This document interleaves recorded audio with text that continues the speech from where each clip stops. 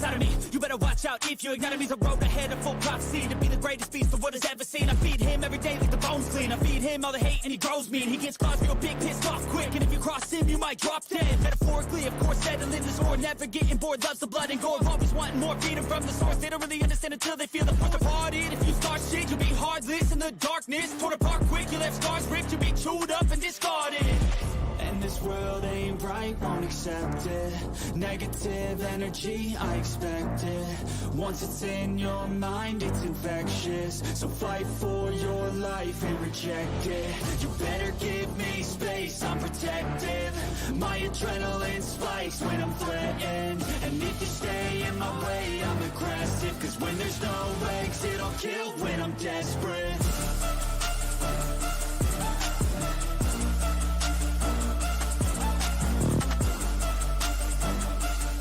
And welcome to the Golden Octagon MMA Podcast with your hosts, Matt and D Rose. Yes, and what is going on, everyone? My name is Matt. D Rose is on that cyber screen. This is the Golden Octagon MMA Podcast. We truly appreciate each and every single one of you for taking the time out of your day to spend it right here with us tonight. Hit that thumbs up button for your boys, if you don't mind. D Rose, let the people know how you been over the past week, man. Man, just another Golden Wednesday here with the guys. As Lomaine left a comment in there. What's up to you guys? What's up, Jim? And yeah, no, things been good. Unfortunately, for me in the NFL, I'm a Dallas Cowboys fan, and they decided to shit the bed. So as you might say, the NFL season is still going, but I might not be as locked in on the NFL now because they ripped my heart out this past weekend. So but I will say I am looking forward to the pay-per-view this weekend, though, for as much shit as people have been giving it. There are some good fights on there, and of course we're gonna get into it. But yeah, I think the MMA train keeps moving it as normal, man, and that's what I love about the sport. But how's things been your way? I'm good, man. I don't have any complaints over here, dude. Just good. Feel good about a few spots this weekend. Kind of recovering from my betting this past weekend. I didn't do awful. I didn't do horrible.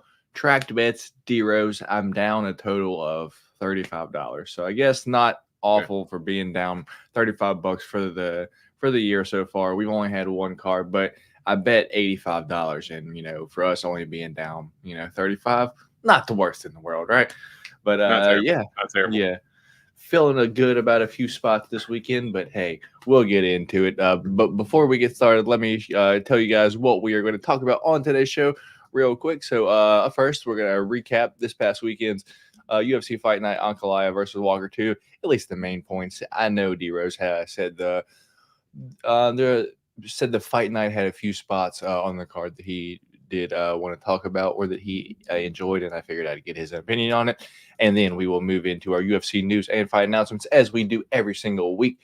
Get my and D Rose's thoughts on the fights being targeted or the fights you just signed to be happening. And we do have kind of a joke because we were kind of talking about it last week on the show. I was like, right after we get off the show, some news is going to come out, and sure enough, that's what happens, like it does every week. Quite literally, right after the podcast. It was crazy. And then lastly, we do have our UFC 297, Sean Strickland versus Plessis. Breakdowns, picks, and predictions for this weekend. And we'll close out the show with that. So with that being said, let's shout out the loyal members of the chat. And Lush, I feel you, dude, because here, I'm sorry, just because this is how it is. The best MMA duo on YouTube. Shout out Jim Card Collecting for stopping by here. But Lush, my comments always disappearing. Another Golden Wednesday with the boys. I know, dude. I saw it last night, so it was up there like a full day. But I think the comments probably only gonna stay up there maybe 12, 24 hours, and then they disappear, Lush. So I saw you, Lush. I feel you right here. I feel you. But just know that I did see it. Lush was in here. YouTube algorithm's trying to do my man dirty. Like, what are we doing, YouTube? Come on. I know.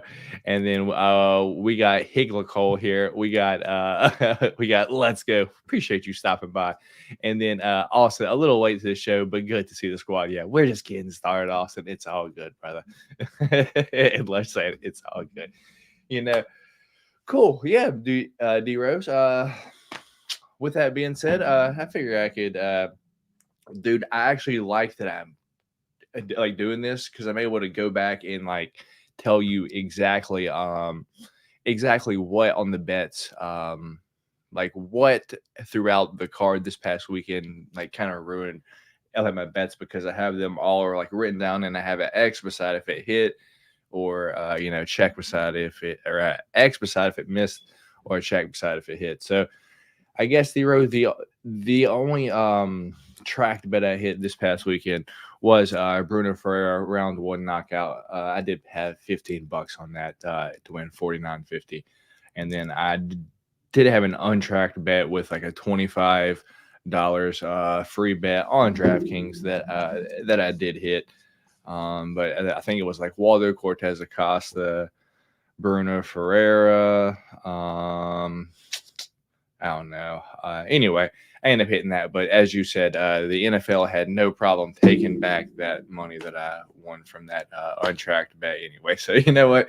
It is what it is. I'm back to where I should be for the week. Yeah, dude. Did you win any bets this past weekend?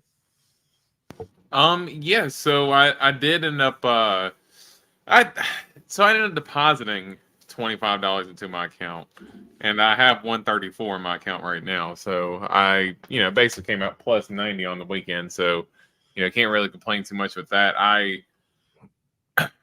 So I ended up putting like the Houston Texans in on the line with like Josh Van, Farid Basharat, and so I almost ended up doing Miami Dolphins plus 10.5, but I cashed right before that game started at $83 when I put $10 on it.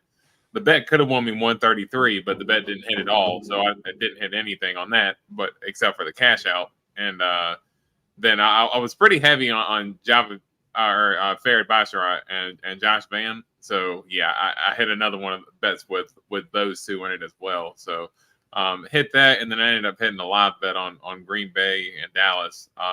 Green Bay, I ended up taking them at 13.5 live, and ended up winning like $100 off that. So couldn't complain too much with my betting weekend. I needed something because I think I was on like a 4-weekend losing streak, dude. Like I was I was to a point to where I was questioning whether I even wanted to gamble again.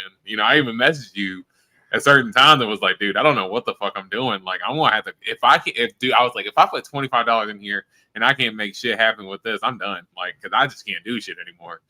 But no, luckily we came up and we still in this game, baby. Hell yeah. I like to hear that. And then Lush, bang, nice, D-Rose. I'm up 300 off the Bills and the Chiefs. Yeah, me and Lush been chatting a little bit this past weekend, dude. Us three have all had pretty solid weekends outside of like UFC like specific. So can't complain too much. But yeah, man. Let's not waste too much time here. Let's get into the fights this past weekend. Yeah, dude. I did have one single straight bet, $5 on Johnny Walker to win 25, but I didn't really expect to hit it. I just thought, Johnny Walker's got a chance. And at the weigh-in, Ankalaev seemed to be like kind of limping to the scale, and I was like, this is kind of odd. Like maybe he's a little bit hurt. But it is what it is. He ends up getting knocked out in the second round. What'd you think on the main event for this past weekend, D-Rose? Satisfying or no? I think Magomed Ankalaev needed that result more than anything. We were talking about the luck that he really had coming into this fight, with the no contest against Johnny Walker and then the unfortunate draw against Jan Blachowicz.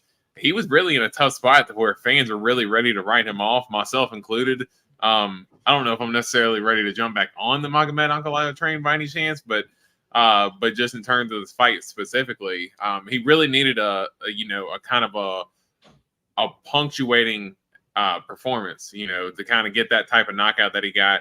really, you know, kind of solidify his position up in the rankings at light heavyweight. So I think, you know, some with a performance like that, I don't know if we get the title shot next, but you know, he might be one fight away. You know, it seemed like Alex Pereira was kind of more eyeing the Jamal Hill fight at this moment. So Magomed could have one more fight left, but I think for Magomed, you know, he did what he needed to do.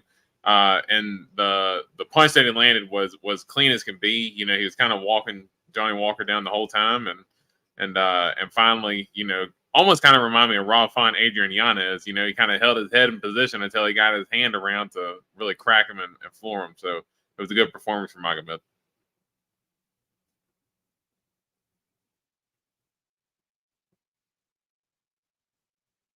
Are you talking? I think your mic's on mute.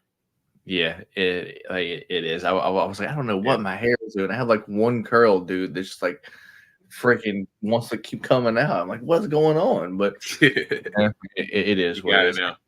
I need a haircut, dude. That's what I need. But anyway, we got Johnny almost. I can get you with a barber.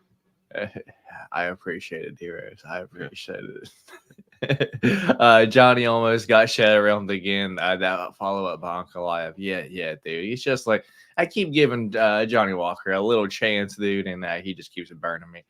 I don't think I'll ever give Johnny Walker a chance again, dude. Like, he just keeps burning me. He's always chinny, man. That's the biggest problem with Johnny Walker, dude. He's I don't want to say quite Phil Hawes, because Johnny Walker is able to actually put a win streak together without getting knocked out. But just in terms of him, if he just takes one good shot, dude, if you land one good punch, he's going to fall. He's shown that too many times now. Yeah, dude. That follow shot was absolutely brutal. And Alessio Main said, early stoppage. Early stoppage. He must be a Iwan Kutalaba fan. Yeah, right. That's all really from the main event, dude. Co-main event was I should probably have the card pulled up here, but Jim Miller and Gabriel Benitez. Yeah, Jim Miller, Gabriel Benitez, where I think me and you both had Jim Miller to finish Mowgli in one of the first two rounds, or just win straight up, and he ended up winning, dude. Round 3 submission for Jim Miller over Gabriel Benitez. Thoughts on that fight?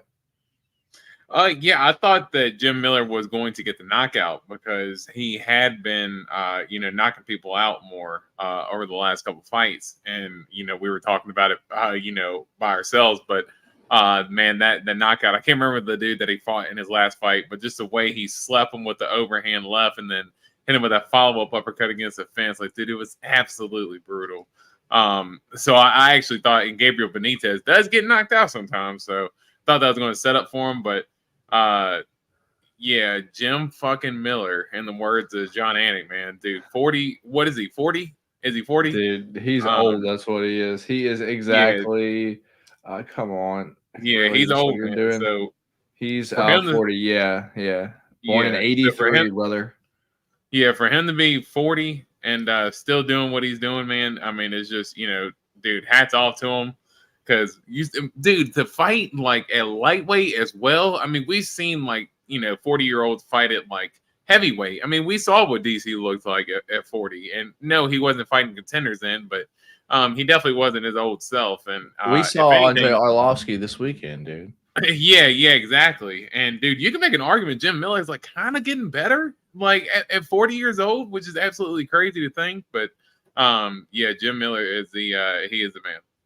Yeah, and then, we'll get into it as well, but then news came out this week that he will be fighting none other than Bobby King Green at UFC 300. How crazy is that, dude?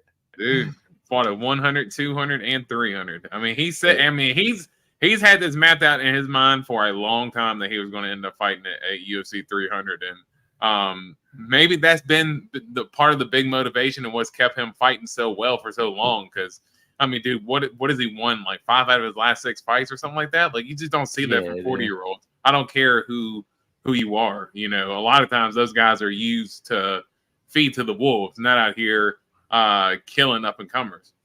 Yeah, man. And then the fight that won D Rose the pick champ this week was this one right here, Ricky Simone versus Mario Bautista, in which on the show I did pick Ricky Simone, but I had a few bets for Mario Bautista, believe it or not. But yeah, man, good fight. I would say competitive overall, but that third round, Mario Bautista just really kind of turned it up on Ricky Simone. Thoughts on the fight, or do you remember it? Yeah, no, I remember the fight, and yeah, I remember. I was going to bet that fight for Mario Bautista because, as you said, we did talk about it, and I did pick Bautista for a pick champ.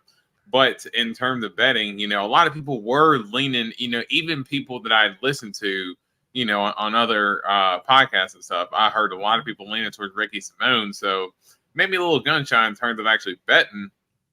But the fight played out kind of like how I thought it would. I thought that Bautista would be able to kind of get the takedowns early. But Bautista, he has shown a good gas tank. His striking's came along a lot more. And yeah, he's really shown, his game started to evolve a lot more. And I think he's there to kind of contend with those guys in the top 15. He was able to weather the storm early with a couple takedowns. The second round was close. I know Simone got a takedown at one point in time, and Bautista was able to keep, getting back up. I thought he did enough work on the feet to win the second round, and in the third round for him to kind of for Bautista to use Ricky Simone's own method against him and just use pressure just to wear Ricky Simone out and have him ready to get out of there. Yeah, it was a good performance from Mario Bautista. Hell yeah, dude. I'm glad that I bet it. Upset that I lost the pick champ on it because I picked Ricky Simone on the podcast last week, though.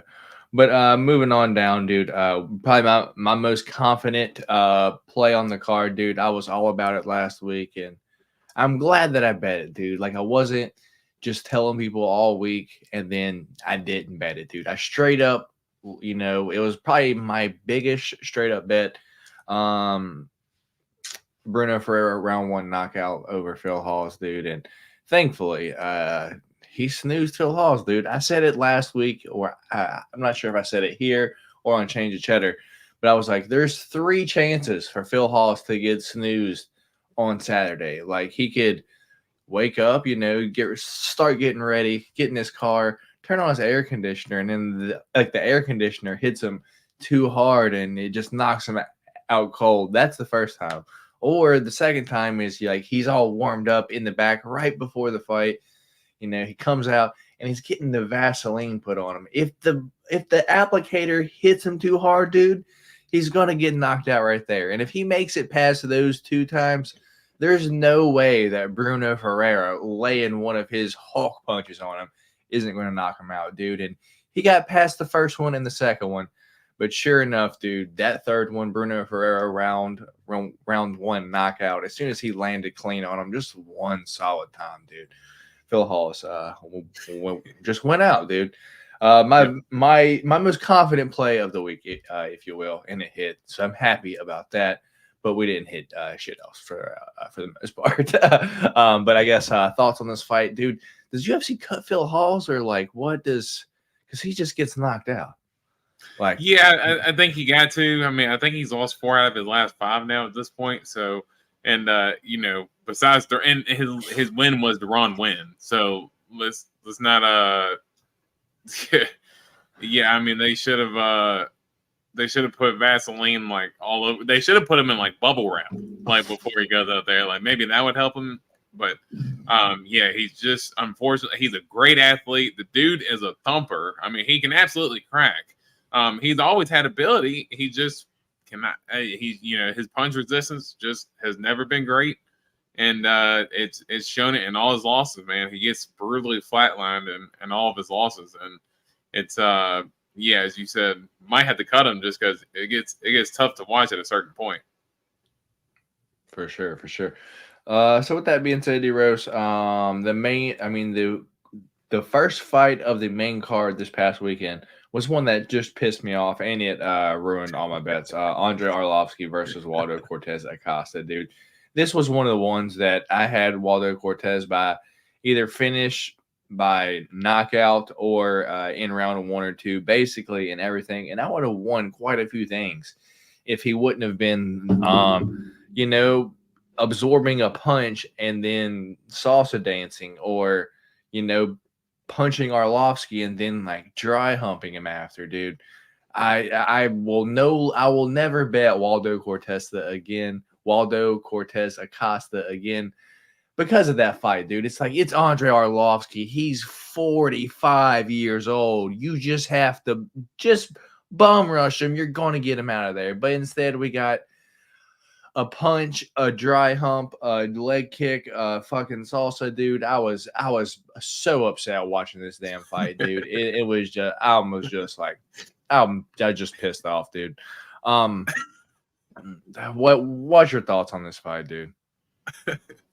I love the energy you brought to this one. I thought it was just almost like Acosta was just kind of doing enough just to get by, and then he would kind of do his I wasn't salsa even dance. sure. Like, I was like, is Manel Cop gonna happen right here? Does he think that he's winning this fight, dude? Because I was like, shit, this session's closer than what I think he thinks it is.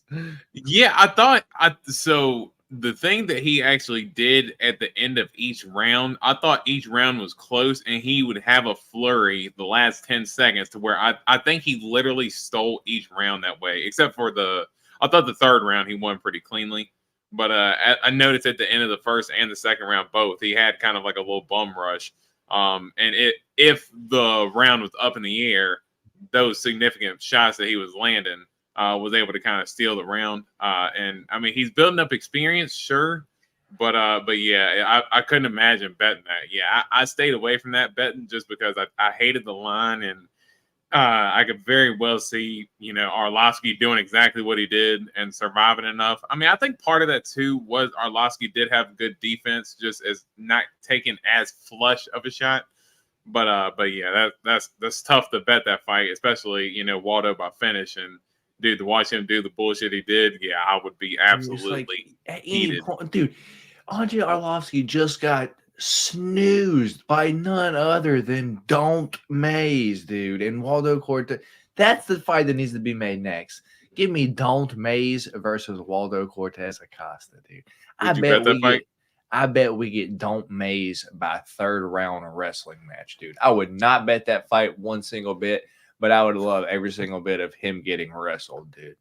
Yeah, love saying that Acosta was so frustrated. I faded him mid-fight and dropped in on Arlovsky because, dude, it's like he was acting like he was easily winning. And it's like, bro, this shit's closer than what you think it is. But yeah, I feel you, Lush. And Thunderbird 9130 saying that pissed me off too. Yeah, dude.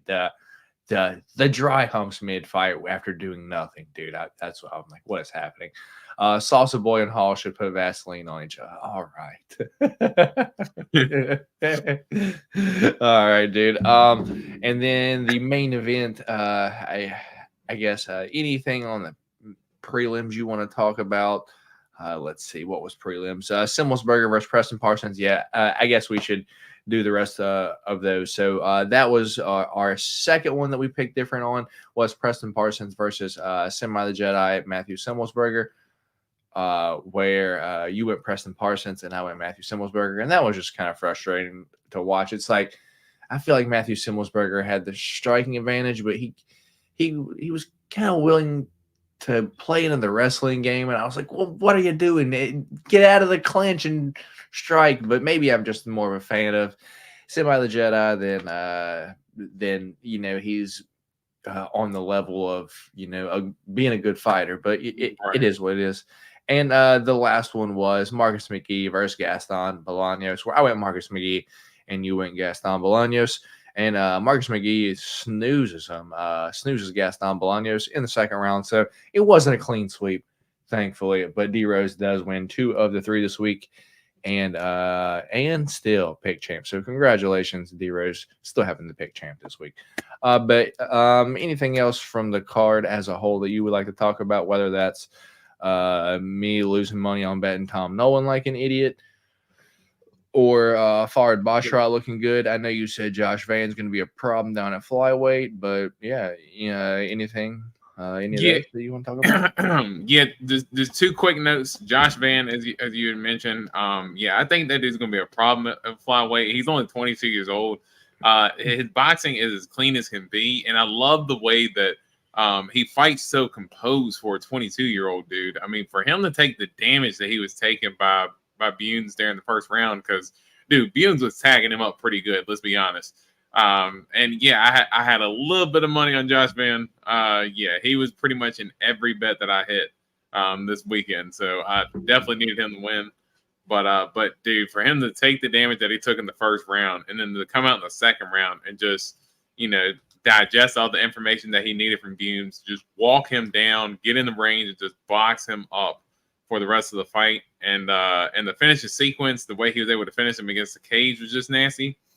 And Marcus McGee, my apologies for disrespecting you, bro, because dude, oh my gosh, like he fights like somebody owed him money, bro. Like he is I mean, I know that he had fought aggressive before, but again, like I said, it was JP Bays and Journey Newsom.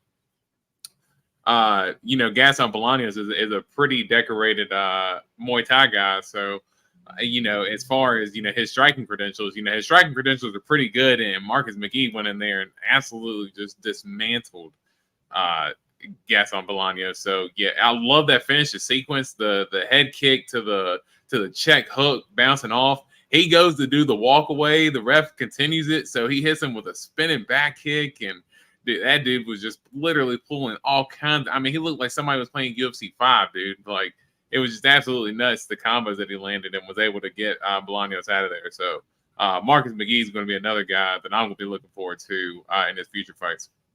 Yeah, he's a little bit older now, but man, he sure is entertaining and, for sure fun to watch. And we got that Tangy Snack stopping by. I'm late. It's okay, Tangy Snack. We are just recapping the fights from this past weekend, and we are going to jump into the fight news and then give you our picks for this upcoming weekend's pay-per-view. But pretty good, pretty solid night of fights overall. No complaints. I'm glad we have fights against. I was itching to make a bet. I probably made more than what I should have.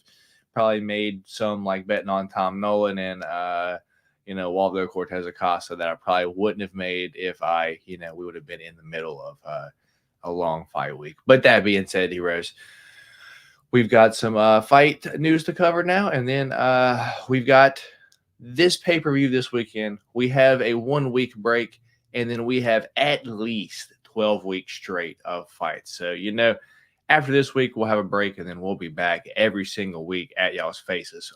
Multiple weeks, 12 of them in a row.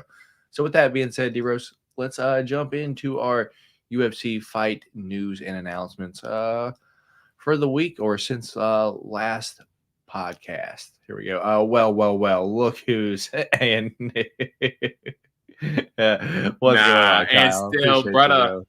Appreciate you, man. And still, brother, we've been hanging on strong, Kyle. Here we go. What am I doing? Yeah.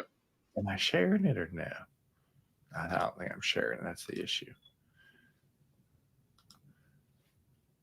Yeah, we still riding this big champ out. I've been holding this belt for since like the beginning of December, bro. It's crazy. All right, here we go. So, D-Rose, as soon as we got off the podcast last week, this was announced. Like we made the joke. Like as soon as we get off the podcast, Dana's going to hop on here and announce the fight. But UFC 300, D-Rose. Apparently, there's going to be 3 title fights on the card, or this is what we're being told. Zhang Wei Li versus Yan Xiaonan, UFC 300. I'm surprised they didn't do this in China, dude. But April 13th, UFC 300. What's your thoughts on this being one of the maybe 3 title fights on UFC 300, man? Yeah, so I thought that was the plan for this fight, was to put it in China. It was supposed to be the first China versus China championship fight, and they wanted to put it in China, right? Like that's what I thought. Yeah. I thought that was the plan all along. So shout out Kyle. Shout out my man. yeah, I thought that was the plan, but I mean, it's still a hell of a fight either way. I mean, I think Wei Li obviously is going to be the favorite, but Yan Xiaonan, look, she's been dangerous with her striking, and we saw what she did against Jessica Andrade in her last fight, and to really solidify her title shot. So yeah, it's not going to be an easy fight for Zhang Wei Li, that's for sure, but she's definitely going to be the favorite, I think, really due to her wrestling advantage. All right, fair enough. I have to agree, dude. So up next after that, Corey McKenna versus Jacqueline Amarin. You care about that at all? March 16th? No. Okay.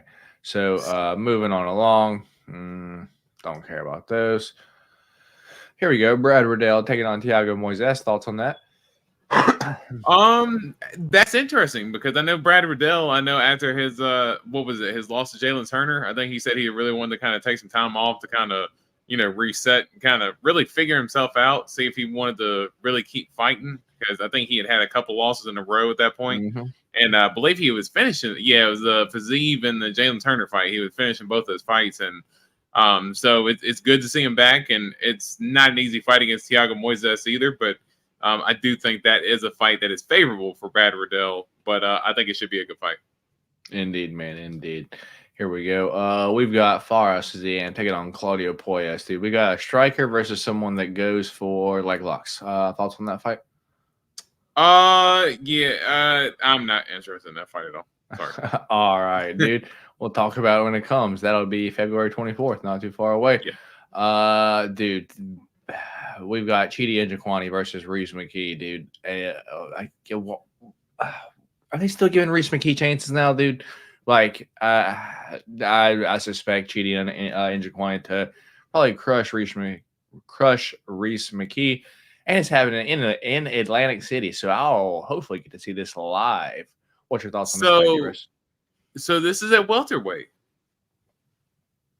Holy smokes, welterweight, right? Yeah, I get Yeah. So Chidi's moving down to welterweight. Yeah, so that is interesting because the only reason why I recognize that because I know that Reese McKee used to fight at 155 in Cage Warriors. So seeing him, I was like, I doubt he's making the move up to 185 from 55 at one point in time. But yeah, I think that's going to be pretty interesting to see how Chidi looks down at 170 because 185 his power was good to a certain extent, but I do think his wrestling it was a little bit lacking there. But I think almost going down Kevin to have the Holland size advantage, right? Yeah. I think very much so. I think that's a very good example just as far as their striking, very potent, but their takedown defense okay, not the greatest, but going down in weight, yeah, I'd be interested to see how Chidi looks. Yeah, dude. I would think that Chidi would be the favorite in that, but I guess we'll see what happens. It is happening in Atlantic City, so I'll be seeing that one live. Up next, we do have Javid Basharat taking on Ayman Zahabi. It says UFC Saudi Arabia, but that card has been canceled because they were not happy with the main event for the card. But I guess this fight's still going to be happening somewhere, dude. What's your thoughts on Javid Basharat versus Ayman Zahabi? Yeah, that's hilarious about the Saudi Arabia thing. I read that earlier that they weren't happy with what the card was. They were like, "Nah, bitch, y'all gonna give us a pay-per-view in June." And doesn't it make sense? And we'll talk about it in terms of what I was expecting. But for this fight, it should be a good fight. Again, the Basharat bros, they're dangerous. It's going to be awkward kind of seeing them both move up the same division at the same time. That's what I'm curious to see kind of how if they both keep winning, what do they do? But they got a while to figure that out. Yeah, for sure. We do have Rude Boy Randy Brown taking on the King of Kung Fu, rebooked for February 3rd. That is my girlfriend's birthday. UFC Vegas 85. What's your thoughts on that fight, Eros? You care? Okay, because I was sitting here, I was like, didn't that fight happen? But rebooked, so that makes sense now.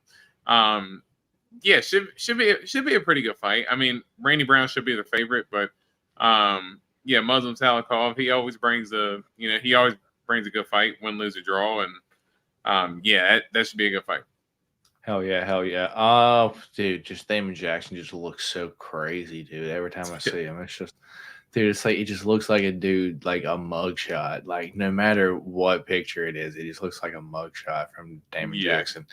Anyway, we've got Alexander the Great Ape Hernandez going to be fighting Damon Jackson. So down at 145 still. April 6th, UFC Vegas 89. You care about that fight at all? That should be a good scrap. I'm curious to see how Hernandez holds up at 145 because I still think that he suffers from a little bit of the same issue that he's a fast starter but a terrible finisher. And I think that for Damon Jackson, I think that, if Hernandez ain't able to get Damon Jackson out of there early, Damon Jackson, he's a little bit willing to take a punch, but not the best punch resistance. But should be a good fight.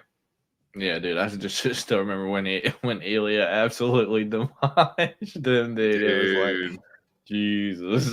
Well, Ilya literally would not just let him get off the fence at all. Like, literally just beat the shit out of him on the fence until he just folded him. Like, it was just absolutely disgusting. Yeah, dude. I'm kind of like, I had to double take, dude. It's like they're giving Herbert Burns another chance here.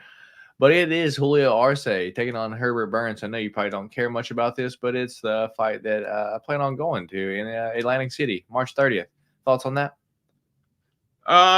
Yeah, not super crazy about the fight. But what's your thoughts on Herbert Burns fighting again after hurting his leg in the last one? But really, he was just fucking gassed, dude. I mean, at this point, maybe he's just fulfilling his contract. If he loses this fight, I wouldn't be surprised if it was pink papers for Herbert Burns, and if he wins, UFC probably lowball him on the contract, see if he'll take it. If he takes the lowball contract, cool. If not, kick the brakes, kid. All right, fair enough. Trey Ogden, Kurt Hudball, it is what it is. This is an interesting one, dude. Raw Dog, Brandon Royval versus Brandon, the Assassin Baby Moreno. Number 2, because Amir Albazi is out. So UFC Mexico City, dude, February 24th, we get Raw Dog versus Raw Dog versus the Assassin Baby. Number 2, dude. Number 3 versus number 1. Thoughts on this rematch?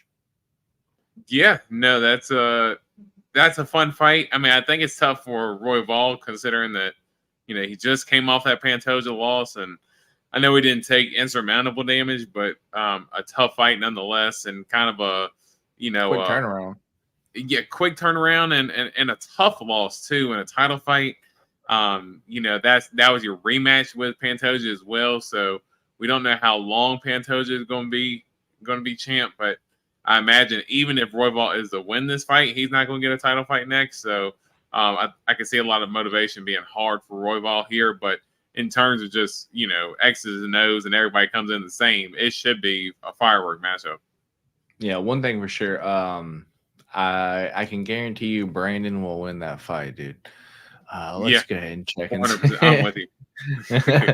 Let's just go check and see what y'all got to say, because I'm kind of behind a little bit. Hernandez can't handle the savage mecha mind. Burns looks like a baby over him. He really does, right? Kind of, I can see that. Face looks photoshopped. He kind of does. Sometimes when I'm having a bad day at work, I pretend like my leg hurts too, hoping they'll let me go home. Has it ever worked? No, I work in an office. Hey, tell them that's a blood clot, man. That's 100% a blood clot, dude. Yeah, you have every excuse to leave. If you're sitting there and your legs hurting, yeah, they got to realize that. All right, dude, here we go. All right, what weight class is this? This is going to be flyweight. So Amanda Hebus moving back up to 125 now. Going to be taking on Thug Rose Namajunas, 125, dude. March 23rd, UFC Vegas 88. What's your thoughts on that, man? I think this is a fun fight, and I'm surprised that it's UFC Fight Night, and it's I know it's a main event, but I figured that they would put Rose on a pay-per-view, but I don't know. It's weird how they do Rose, because it's like, I don't know. I think she's one of their more marketable fighters, and it just as far as her, her story, being champion, she's beaten Wei Lee twice, and she's beaten Joanna twice. I mean, she's beaten two of the greatest strawweights of all time twice. and it's almost like she's like kind of forgotten about in the sense. And I think her move, the flyweight here, fighting Manafiro, I thought she did good in that fight, and I know she hurt her hand in that fight. I think had the fight have been 5 rounds, I think there was a very good chance that Rose was going to win that fight because she was coming on late. But yeah, it should be a good fight. But yeah, just a weird position that Rose is in right now. Yeah. And what's your thoughts on Amanda Ribas? What weight class is she going to fight in, dude? It's like, you got to make up your mind. Like, unless you're Jessica Andrade, you got to make up your mind, dude. Yeah, I think very much so for that as well. I think Ribas does need to kind of, get settled in a division because I think, she's got wins over, like Mackenzie Dern and people like that at strawweight. So I really think that, for the way that she fights, it seems like she's able to, really impose her will more at strawweight than she's been able to at flyweight here. But she tends to go up and down in weight all the time, as you see. I mean, I think if you go in her last 6 fight logs, I don't think she's fought in one weight class consecutively in her last 6 fights. Like, I think it's literally been strawweight, flyweight. Like, I think she literally keeps going back and forth. And yeah, I'd like to see a little bit more consistency from her just in terms of where she's going to fight so she can really exact her potential because she's a good fighter too when she tends to show up at her best. Yeah, dude, I agree 100%. Crazy that D Rose's finger is still all messed up, no surgery needed, dude. What? Wait. Oh, crazy that Rose I thought it said D Rose's finger. I was like, D Rose, what happened to your finger, dude? Because the one right above it says, I'll do that D, but this one says, like, it's like right beside each other. So yeah, I was like, I read both of them at the same time. I was like, you had me tripping there for a second. Yeah. Anyway, yeah, dude. So she's gonna be back. Hopefully looking all right. She probably just needed to get pulled on, and she was good. Reba says hot. Well, Jesus Christ. Well, everyone has their own opinions. Here we go. Moving on along. Here we go, dude. The dump truck driver, Norma Dumont, going to be taking on Jermaine Durandamy, returning after having a baby, D-Rose. You broke the news right here on the podcast a long time ago, dude. A long time ago. I think it was our last podcast that we did that wasn't live, dude. The last one that I edited, started off the podcast with like, I have some news. You're like, I was like, what? You're like, oh yeah, GDR is pregnant. I was like, no. that was like the last podcast that I edited, dude. I was like, all right, you put that drop at the beginning, didn't you? Yeah, I think you put that drop at the beginning. Yeah, no, I now that you say that, I remember that. But yeah, that was a funny moment in history in the pod. Yeah, dude. But anyway, we got Norma Dumont versus the returning GDR. Thoughts on this? April 6th? Yeah, I mean, so I'm guessing they're still going to keep. So is it going to be bantamweight? Is Norma? I saw where Norma says she's going to try to make bantamweight. This does say bantamweight. Yeah, dude. What are they doing with 145? Yeah, so I'm assuming that they're probably going to go ahead and just kind of shadow, almost like shadow ban it. For DRS's surgery.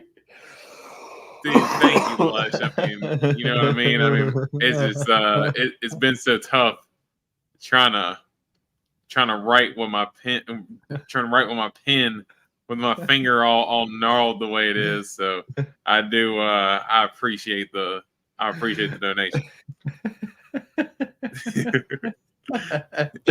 Anyway, dears. Basically, I think they're going to end up kind of almost shadow banning featherweight to a point to where they're not going to announce it. It's just going to go away, and everybody's going to forget about it. Yeah, that's probably what's going to happen, man. To be honest. Anyway, moving along, we got Ignacio Bahamundes taking on Christos Giagos. You care about that at all? Solid fight. Yeah. Okay. But yeah, not crazy about it. Okay. I know we gotta care about this one, dude. We got Cody No Love or Cody No Chin going to be taking on Deuce Tejeda, the God of War, Davison Figueiredo. Dude, after watching him fight Rob Font now, I'm 100% Davidson's going to knock out Cody Garbrandt. What's your thoughts here, man? Yeah, I feel pretty good about that too. I mean, I will say Cody Garbrandt, the first. I appreciate it, guys. Thank you, guys. I appreciate it so much, dude. I mean, it's been a long journey to get here, but yeah, guys, I appreciate the support so much. Can't appreciate you guys enough. But no, I think, I mean, I would say that Davidson Figueiredo should snooze Cody, but hey, he's on the first win streak of his career since his title win. So I mean, maybe he's got a little bit of momentum. He's got the knockout against Kelleher now to kind of get a little bit of momentum behind him. And yeah, I love the fight. I love Figgy at 35. I thought he was going to be a lot smaller, but seeing him next to Rob Font, I think he's going to be, I think he's going to fit perfectly in the division. And I think he's kind of like in a Michael Chandler mode, not here for a long time. He's here for a good time type of moment. He's going to try to make a short run at the title if he can. Where'd he go? Dang it, where'd he go? Let's go. Here we go. I just now paid D Rose. I just now paid D Rose I just now paid D Rose the $2 sent by Lush for his finger surgery. You know, so there is that confusion. D Rose is getting all the money for his finger surgery. Oh my goodness, yeah. So sweet. So I believe we're all on the same page here. Cody No Love has no chance. I wish he did. Should be Cody. And fine, in my opinion, I'll root for Cody, but Figgy has power. Yeah, that's exactly how. Yeah, yeah. So you know, there we go, dude. Anyway. Cody fought Rob Font a couple years ago. He got his face jabbed off in a 5-round main event. Oh yeah, dude. It has been a little bit, but yeah. Here we go. We got Tai Tuivasa versus Marcin Tybura. This is what was going to I think this is what was going to headline the Saudi Arabia card, and they're like, no. Oh wow, sorry. Yeah, no, you're good. But I couldn't see, so I was like, oh shit. Yeah, this was gonna ice and lube that finger. You're so strong, D-Rose. It's your inspiration. Yeah, I think this is what was gonna headline the Saudi Arabia card, dude. Was this, dude? And they're like, no. You're not gonna, like, no one's gonna come to see this. We're not gonna pay you $1 gajillion for you to come in and give us Tai Tuivasa versus Marcin Tybura. This is supposed to be the main event. I thought it's supposed to be March. When it's supposed to be like March 8th or 7th? No, I thought it's supposed to be the week before. This headlines UFC Vegas 87 right here, right? But they were going to try to. This was going to be the headliner for the Saudi Arabia card, and then they got pissed and they're like, "Oh hell no!" So now that's canceled. And so this was supposed to be the main event. Wow. Yeah, this still is the main event, but it's on the Apex. I mean, for Saudi Arabia though, that's what I'm saying. They're dumping a gajillion dollars to the UFC. Like, you damn right, we're going to want more than Tai Tuivasa versus Marcin Tybura. Are you kidding me? I mean, we saw Marcin Tybura get slept in his last main event in like a minute and a half by Tom Aspinall. Like, we don't want to see this dude come out here and do this shit again. Exactly, dude. We got Randy Poppy. What I missed? D-Rose finger needs burning. Yes, he had a finger banger mishap. Oh, goodness gracious. Oh, goodness. Thanks, Randy Poppy. We got the whole chat praying for D-Rose's finger. Yeah, my shit got crooked. And headlining UFC Atlantic City. hopefully this fight stays together because I would love to see this one in person, dude. We got Sean Brady taking on the silent assassin Vicente Luque March 30th. What's your thoughts on this, man? Yeah, I think this is a good fight. I think it's actually a better fight for Luque than the Ian Gary fight was, and I think interesting that it's a main event, but I think this is kind of like a showcase fight for either guy to kind of really, if they could make a great performance off of this, they're kind of going to put themselves in the upper tier of that welterweight division, who can kind of maybe not say they're next, because I think undoubtedly it's going to be Shavkat who's kind of up next at one point, but these guys will be not too far behind them.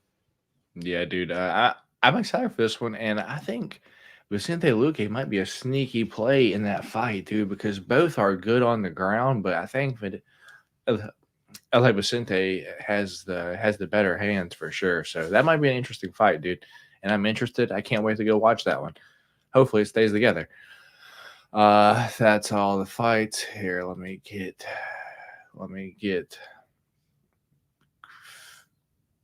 There's a lot of announcements. I didn't even realize there was that many announcements this past week. Yeah, dude.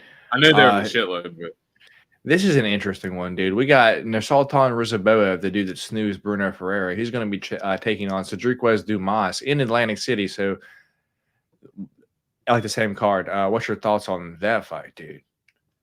Yeah, that should be interesting. I mean, and Rizaboev, yeah, I think he's going to be fighting someone maybe not the same size as him, but pretty damn close, because he's a big dude himself fighting at 185. So yeah, but Cedric Dumas, he's a big dude himself. All right, fair enough. And Lush leans Brady and him in Brady versus Vicente Luque. What's going on, Jay Wolf? Appreciate you stopping by today, brother. Thank you very much. And let's see, Dumas might get slept. Yeah, he might, dude. He might. Yeah, dude, gonna be an interesting one there. UFC 89 April 6th, we got Sung Woo Choi going to be taking on Morgan Charrier. Debuted on the French card, dude. That dude's looks pretty good. I believe he's called like the Last Pirate or something like that. Pretty sick though. Yeah, I was going to say I could have swore Sung Woo Choi got cut, but I guess he's probably just being needed because he's going to, kind of get fed up served up as a can to somebody. So, but yeah, I was pretty sure he got cut. Yeah, I believe he was after the Mike Trezano fight, because we're like, why did they cut him? Like he just had a banger of a fight, but it is what it is. Dude, this is one that kind of confused me just a little bit. So Tatiana Suarez is out. Tatiana Suarez was going to fight Amanda Lemos, but now Amanda Lemos will face Mackenzie Dern at UFC 298 it's in California. I forgot. Anaheim. There we go. So Anaheim, UFC 298. Kind of odd because it's almost like Mackenzie Dern just got slept by Jessica Andrade, but now she gets a step up in the shot over Jessica Andrade to fight Lemos, when it's like I probably would have rather seen Andrade versus Lemos again, to be honest. But yeah, here we go, dude. Mackenzie Dern probably going to get slept by Lemos. However, Lemos is ass on the ground, and that was shown in her against Zhang Weili. What's your thoughts here, man? Yeah, interesting, and like you said, in terms of style matchups, Mackenzie Dern tends to kind of stand there and like to try to trade, just like she did with Andrade in the last fight, and she paid for that. And for Lemos, she's got the power in her hands. Obviously, we've seen her thud, plenty of times, but. Yeah, absolutely doo-doo when it comes to her work on the ground. So, it's one of those old school type of style matchups. But, yeah, unfortunate that Tatiana Suarez couldn't make the fight. Yeah, dude, because I just hope she's all right, dude, because she's constantly just been out for just a long time. I just want to see her fight, dude.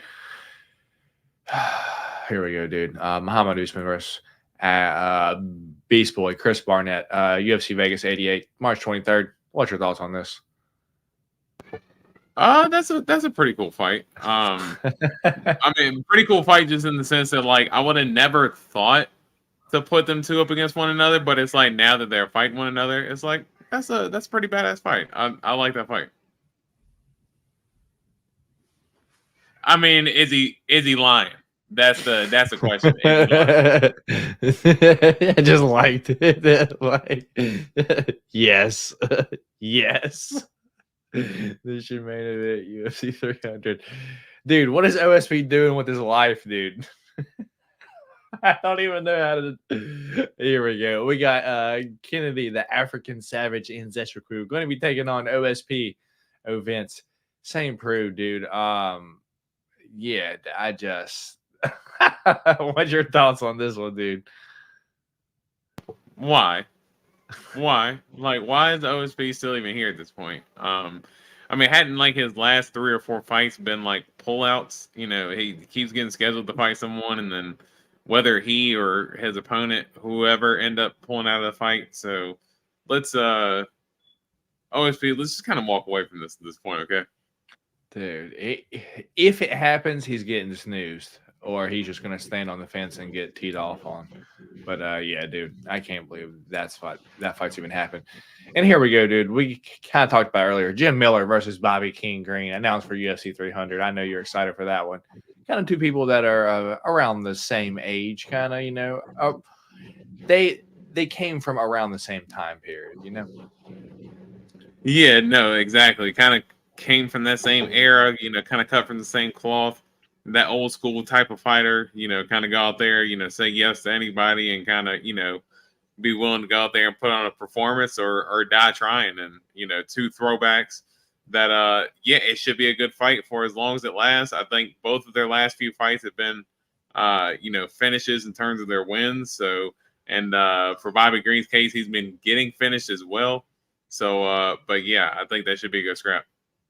Gotcha. Fair enough. Just going through the comments here. Beast Boy just for the celebration. The front flip. Usman is trash, dude. I just don't see fucking Beast Boy beating Usman just because he's so big. OSP has to be getting paid, right? Yeah, I mean, by getting paid, I mean he's probably getting paid what's on his contract. I mean, if you were talking paid as in like, you know, making a good little bit, I mean, I don't know if OSP is a hot commodity at this point. You know what I mean? Yeah. What are your thoughts on UFC 300 so far? It seems cool. Excited for the main ones to get announced because I think we just got, you know, we'll get into it. Would have preferred Miller versus Felder or Brown. Green is still contention for top 10 at heavyweight. Yeah, I mean, at light heavyweight. Yeah, Jesus. What am I saying? At lightweight. There we go. Bobby Green versus John Jones. Make it happen. Right, dude.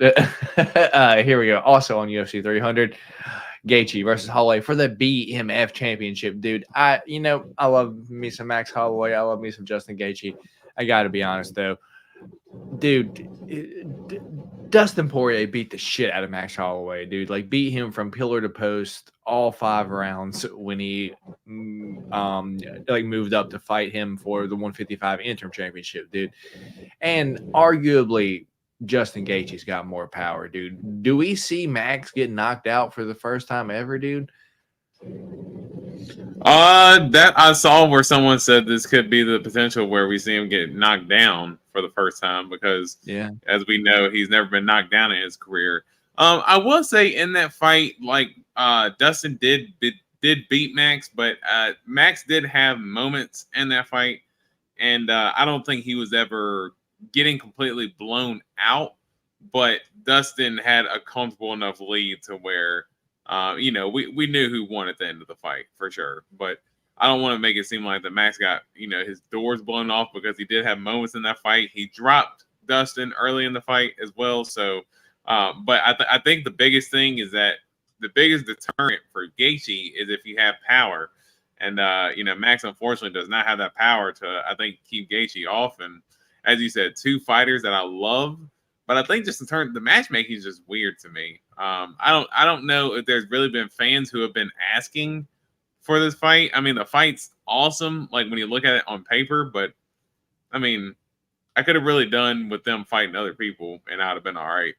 I thought Gaethje was going to end up fighting Islam for the title. So to see them back up, because as you said, they're going to move the Saudi Arabia card to later in the year, probably June or so. I imagine that they were going to end up using Islam as the main event, and they're going to end up sliding Gaethje in there. But I guess they're really going to go through with the winner of Charles versus Arman, and then I mean, Gaethje could still get it too at June, but I don't see him turning around that quickly. So yeah, just weird match, man. And that's the last one that I have for the fight news and announcements for the week, dude. So kind of a lot to go through. We've been at the podcast for about an hour now, so I feel like we should jump to what everyone's here for the most part. Lush Lomain, I made it. Booyah. Good to see everyone. Appreciate you stopping by tonight. Papa Chuck, you are the man. There he is. So with that being said, let me get our banner changed, and we will get into our UFC 297 Sean Strickland versus Dricus du Plessis breakdown, picks, and predictions for this weekend. Let's see what y'all got to say. Randy Poppy saying, "What's up to Papa Chuck?" Max has been counting on a bunch of his fights and ended the momentum for a group of fighters. Indeed, and we got Derek Goofer with the 199 super sticker. Appreciate it, brother. You are the man in here every single week, giving me and D Rose your hard-earned dollars. So we truly do appreciate it. So with that being said, D Rose, let's jump into our picks for this weekend. Break down some fights, and how many different picks you think we're going to have for this weekend? Because we try to have 5 for the pay-per-views, but I feel like this one's going to be tough this weekend a little bit. I think just in terms of, you got a lot of heavy favorites, and I think early on in the card, and then I think, as later the card goes, there's a lot of pick'em fights in there that I think, you can see fights going either way. So it should be a good in terms of competitive card. I think have you thought about in terms of a grade that you'd give the card yet? We'll get into it. I already have a few bets on this card, so hopefully lines haven't changed too much or they haven't got blown out too much.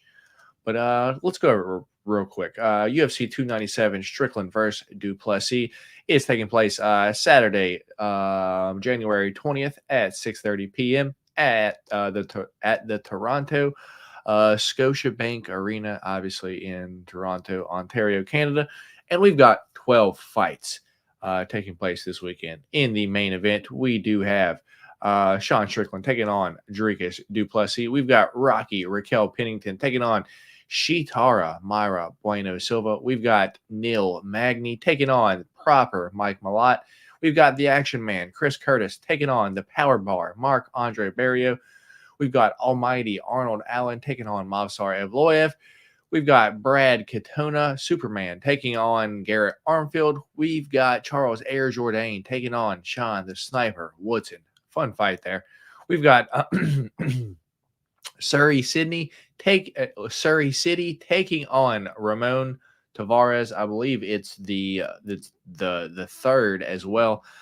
And then we've got Julian Robertson taking on Polyana Viana, or the Savage Julian Robertson taking on Polyana Viana. We've got Johan Lanus taking on Sam Patterson.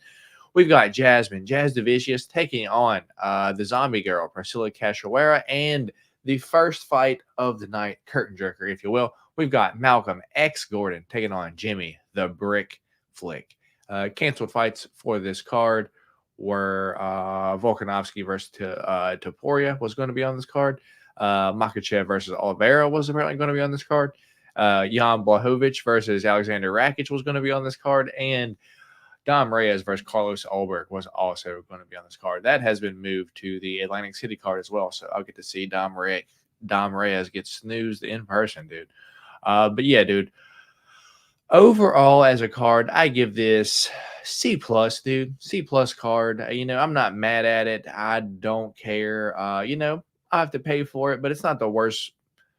it's not a headline by Usman card that I'm upset that I have to pay for. You know, I don't mind. What's your thoughts, man? What's your grade on the card? Yeah, I think there's just enough names on there to where, as you said, I think that C+ grade. I think had there been a few more fights, you know, Jan Rakic, as you said, Albert Reyes. Called it. He did call it C+ for the grade, yeah. Yeah, hell yeah. Yeah, no, I think that's literally perfect for what it is, because I mean, I B- C+, you know, right in that range. Good enough that I think, you know, is going to keep a lot of people interested. I think, you know, it's a lot of good matchmaking, and then that main event, you know, I think a lot of people are in for. So I think it should be still a good night of fights, just not a lot of necessary star power. All right. So with that being said, D-Rose, let's jump into the first fight of the night. We got Malcolm X Gordon taking on Jimmy the Brick Flick. Malcolm Gordon 14-7 overall, won 2 of his last 5, while Jimmy the Brick Flick is 16-7 overall, won 3 of his last 5. Malcolm Gordon is 33 years old, 5'7" and a 70-inch reach, while Jimmy the Brick Flick is 33 years old, 5'7" and a 68-inch reach. Currently, odds for this on DraftKings are -198 for Malcolm Gordon and a +164 for Jimmy the Brick Flick. If I could sum this up real quick, D-Rose, it would be this is basically worst 2 flyweights in the UFC, bottom of the barrel flyweights, and they're just kind of seeing like, hey, whichever one of y'all loses this fight, you're going to get cut, because you can't lose 3 in a row of flyweight, because the division's not that deep anyway, dude. So it's like you're losing 3 in a row. I mean, who else are you going to fight, to be honest? So with that being said, I'm a Jimmy Brick fan, but dude, his striking is just bad. And I'm not saying Malcolm Gordon's striking is good, but I just feel like on the feet, he just lacks any sort of power. And to get Malcolm Gordon out of there, I kind of feel like you got to touch him just a little bit. So this is a real hard one for me to go. Shit, dude, give me the Canadian Malcolm Gordon to roll in Canada in the first fight of the night, but not one that I'm going to be betting maybe for this fight to go over a round and a half. But at the same time, dude, both of these dudes could probably finish the other one. Flick by sub, Gordon by knockout, dude. I don't trust this fight, not one single bit. Me and you were kind of talking a little bit last night. We're like, hopefully this don't come down to in the pick champ, dude. Yeah, give me Malcolm Gordon, the slight favorite, or I guess -205 favorite to defeat Jimmy Flick this weekend. Which way are you going, D-Rose?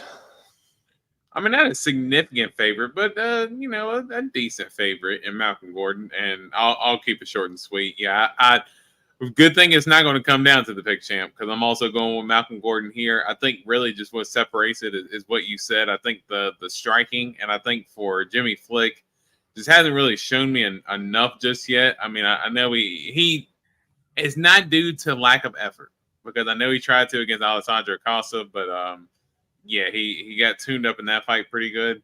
And I think for Malcolm Gordon, I know he gave Muhammad Mokaev everything that he can handle. I mean, I know he got finished by Jake Hadley pretty quick, but Jake Hadley also has very nasty boxing for that division as well, where Jimmy Flick, he's great on the ground, but I think in terms of getting it there, he's not the greatest. And it's very hard. Cody Durden in his debut. Yeah, he did. But and it's crazy because Cody Durden's actually pretty solid now and I know he lost his last fight, but as you've seen in some of Cody Durden's performances, I'm sure that's probably why you faded him in a few of his fights too. But let's go Malcolm Gordon here. Hell yeah, dude. All right, so me and D-Rose both on Malcolm Gordon. Should I put my Strickland rookie card up for sale before Saturday? I don't know, dude. It depends if you think he's gonna win this weekend or not. Jimmy Flick is from my literal home, is from my literal town I grew up in. Trains with my younger brother. That's pretty sick, dude. Yeah, that's badass. That's pretty dope. And Randy Poppy sent the $1.99 super sticker. Appreciate it, Randy Poppy, sending your hard-earned money over here. Truly appreciate it. Keeping the lights on over here on the Golden Octagon. So me and D-Rose both on Malcolm Gordon for the first fight of the night. Moving on up, Jazz Devicious taking on Priscilla, the zombie girl, Cachoeira, dude. So we've got Jazz Devicious 9-3 overall, zombie girl, Priscilla Cachoeira 12-5 overall, dude. Jazz Devicious won 3 of her last 5, while zombie girl Cachoeira won 3 of her last 5 as well. Currently, odds for this are -380 for Jazz Devicious and a +300 for zombie girl Priscilla Cachoeira. Jazz Devicious, 34 years old, obviously weighs 125, 5'7" and a 68-inch reach, while zombie girl, 35 years old, 5'7" and a 65-inch reach. First of all, D-Rose, I don't think Priscilla Cachoeira makes 125, and if she does, she is 100% losing this fight. But if this ends up at about 130, it could be a little bit closer than what the line insists, dude. One thing that zombie girl is going to do is cheat, dude. In every single one of her fights, she's going to be scratching, eye poking, pulling the other females' bras, trying to get their titties to pop out, just doing everything. Dude, trying to finger bang the females mid-fight, dude. It's just like oil checker. Dude, checking oil, grabbing toes with her fingers, with her toes, trying to bite. Dude, she might be the first female she might be the first fighter in history to literally bite someone in the UFC. It wouldn't surprise me. She's the zombie girl, But anyway, she's a cheater, dude. She is literally a cheater. 1,000%. But dude, she's trying to win no matter what. I think the issue here is going to be just the size and mass. I know Jazz Devicious is listed at 5'7", dude, but just the way that she fights, she puts pressure in your face, and she's constantly going for takedowns and stuff, putting just pressure, dude. Pressure is my key word here, pressure.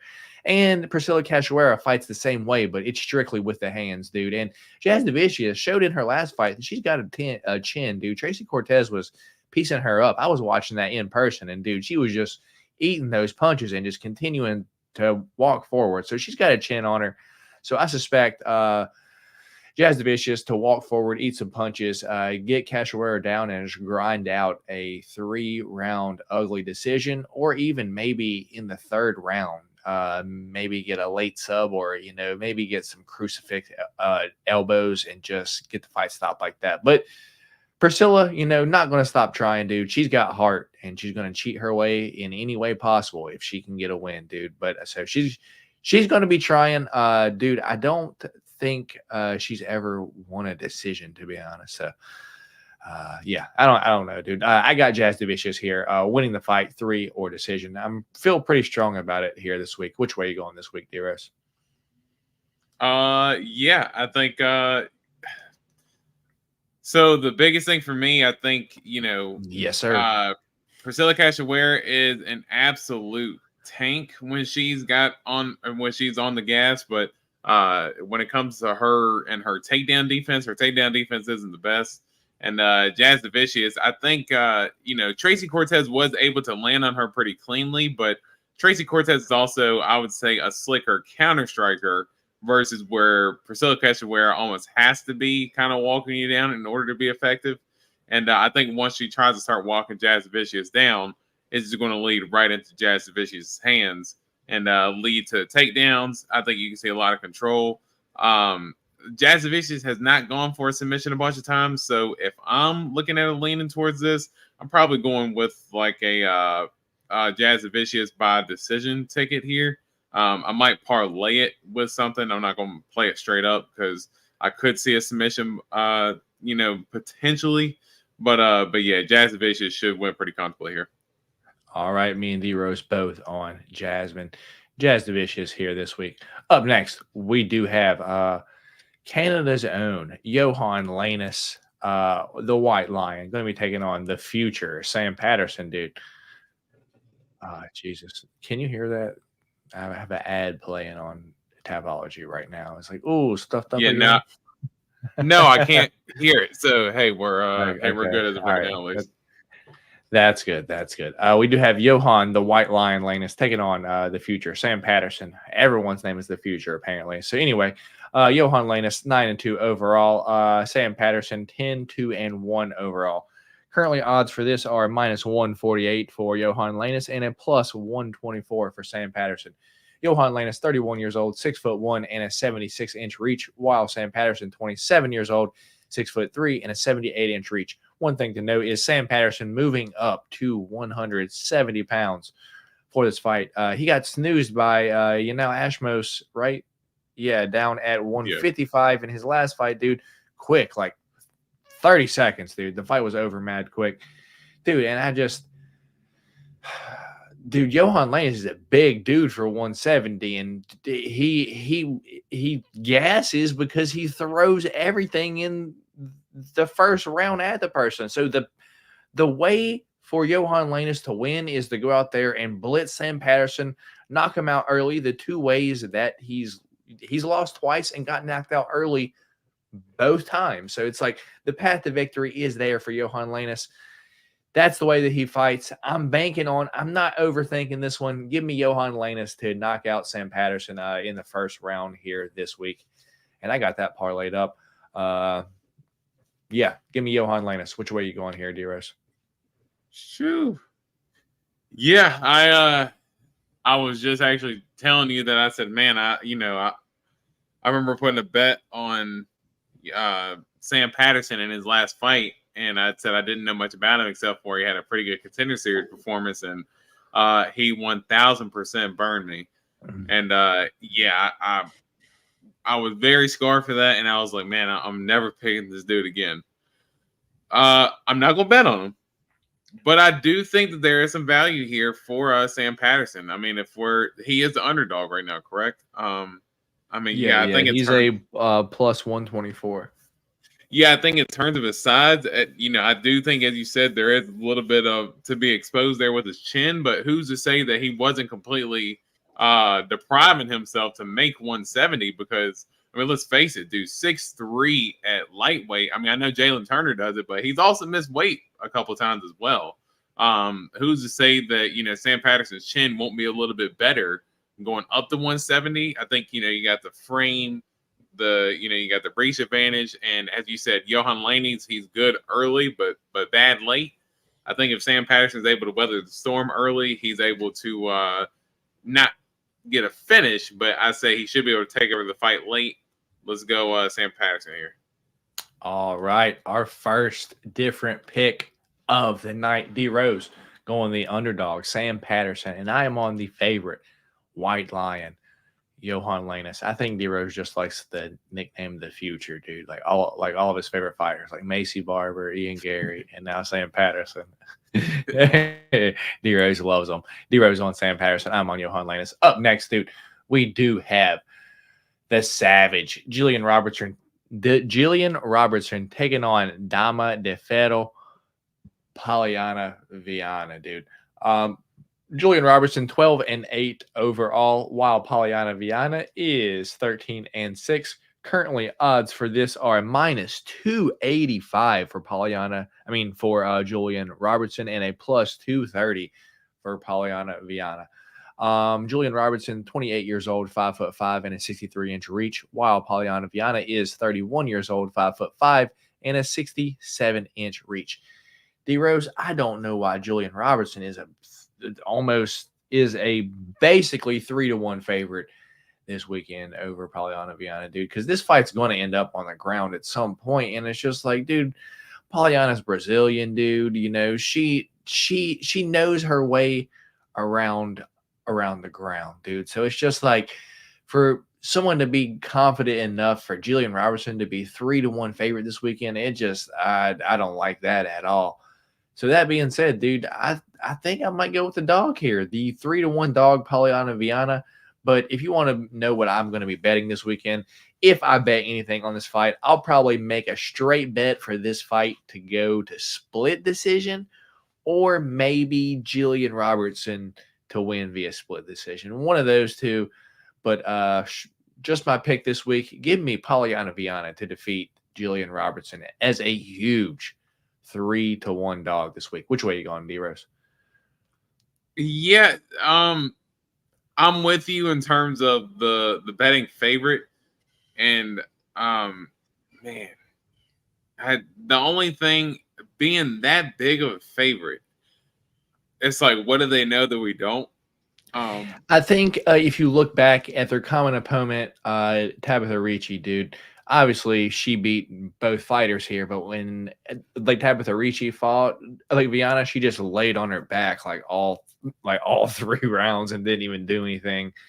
And as where maybe Jillian Robertson actually made it a competitive fight. I don't know.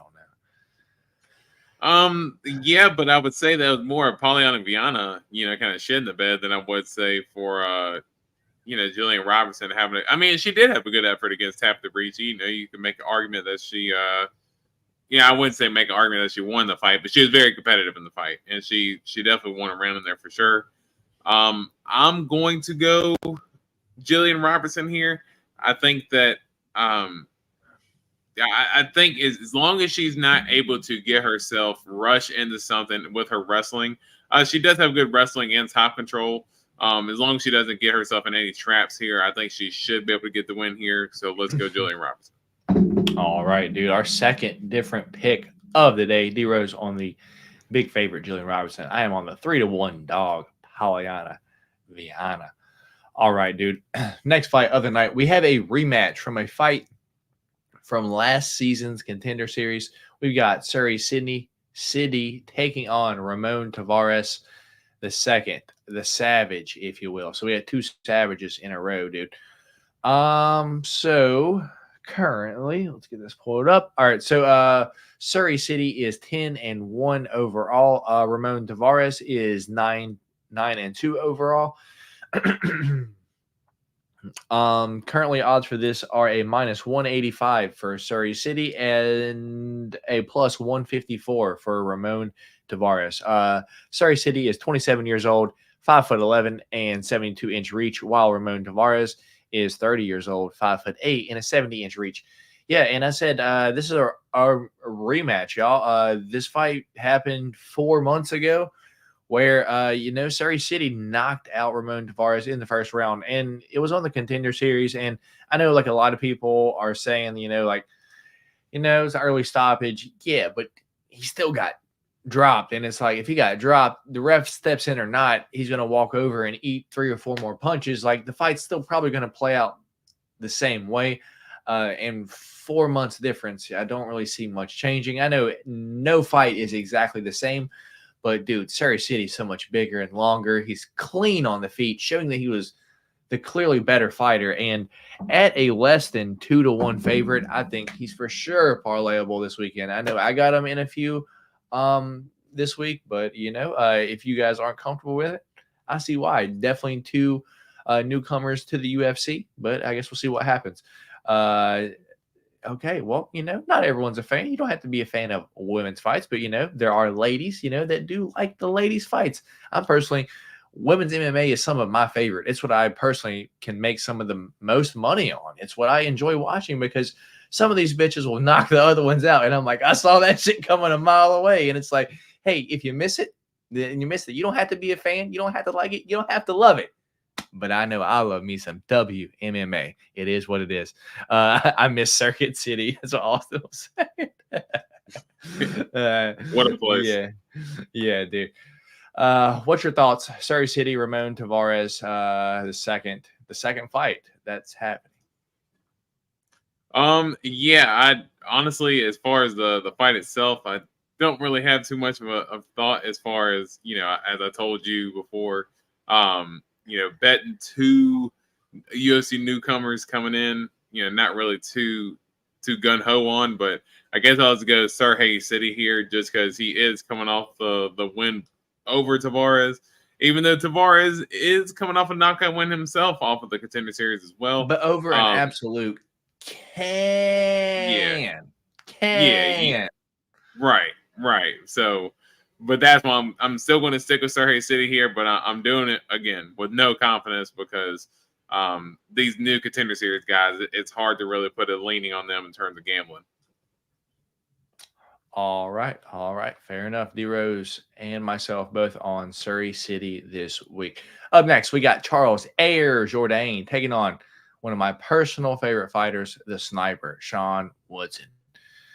All right, D-Rose. So here we go. We got Charles Air Jourdain, 15-6-1 overall, and Sean the Sniper Woodson is 10-1-1 overall.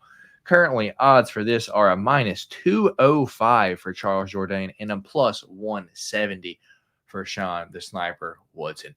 Charles Jourdain, 28 years old, 5'9" and a 79-inch reach, while Sean Woodson is 31 years old, 6'2" at featherweight, by the way, and 78-inch reach. Yeah, one of my favorite fighters to watch just because it's just so crazy the way that he looks down at 145. Just an absolute massive dude for 145. And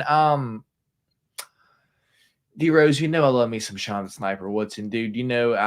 Every time he fights him, like the dude's got born ready tattooed across his stomach, dude. He's born ready. I love to watch him fight, and he's just fun, dude. On the other hand, Charles Jourdain, also fun. I love his fights. I personally think this, if you look to one fight, if you could look at one fight to say, how do you think this fight goes? I would tell people to go watch the Luis Saldana versus Sean Woodson fight. The fight ended in a draw, but Luis Saldana dropped Sean Woodson, dude, 2, 3, 4 times, and then kneed him while he was on the ground, got a point taken away. And he ended up losing the next 2 rounds. But it's like Charles Jourdain has all the same tools that Luis Saldana has. I'm not high on Saldana in the first place. So if he was able to do that to Sean Woodson, it really depends. If Sean Woodson weight cut does not go pristine, dude, I feel like his chin can be cracked just a little bit, dude. And Charles Jourdain is better than Dennis Bazooka. He's better than Luis Saldana, dude. So it's like, that being said, I have to go with the favorite. I don't like it, dude. I don't like it because I'm a fan of him, but give me Charles Jourdain to defeat Sean Woodson this weekend, man, at a -205 favorite. Which way are you going here? Man, I will say I am actually surprised that you were going to go with Charles Jourdain here. I thought you were going to go Sean Woodson. I know you're a big fan of Sean Woodson.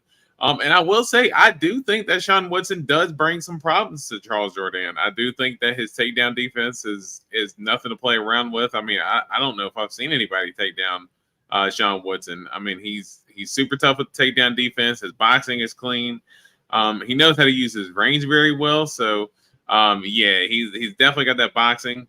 I am going to go Charles Jourdain here. I do think that he gets it done. But, yeah, as the chat is kind of sitting here, hyping up here, I do think that it's going to be a good fight. Charles, hey, he's been using his guillotine in his last few fights too, so he does have a nasty guillotine. But I could see Charles Jourdain trying to maybe slow down the fight a little bit, maybe get inside the pocket, maybe try to use some takedowns, clinches against the fence. I know he's been wanting to try to fight a little bit smarter in his last few fights, so I think he's going to try to fight a more tactical fight here. Uses kickboxing and able to get the win here. Yeah, we got Picker Nation in the room. Greetings, boys. Canada, shout out. We are in your home country this weekend, my guy. Woodson just looks so frail. Yeah, I mean, yeah, it's for sure going to be an interesting fight. But yeah, me and D-Rose both on Charles Air Jourdain this weekend. Dude, I love Charles Jourdain. Dude, when he like Spartan kicked Andre Ewell, dude, that was the craziest thing. Dude, all right. Here we go. The main event of the prelims, dude. I would have preferred that last fight to be the main event of the prelims, but it is what it is. We got Superman Brad Katona taking on Garrett Armfield. 13-2 for Brad Katona, won all 5 of his last 5. Garrett Armfield is 9-3, won 4 of his last 5. Currently, odds for this are a -192 for Brad Katona and a +160 for Garrett Armfield. Brad Katona is 32 years old, 5'6" and a 64-inch reach, while Garrett Armfield is 27 years old, 5'6" and a 70-inch reach. D-Rose, give me Brad Katona by terrible control wrestling, boring decision that he's going to do whatever he needs to just to win the fight and nothing more. Yeah, Brad Katona via decision. Which way are you going here? Yeah, I couldn't have said it better myself. I won't waste any time here. Brad Katona by decision. Yeah, all right. Yeah, won the Ultimate Fighter twice via decision, It just is what it is. Yeah, so main event time, D Rose. I know this is what everyone's ready for. The main event.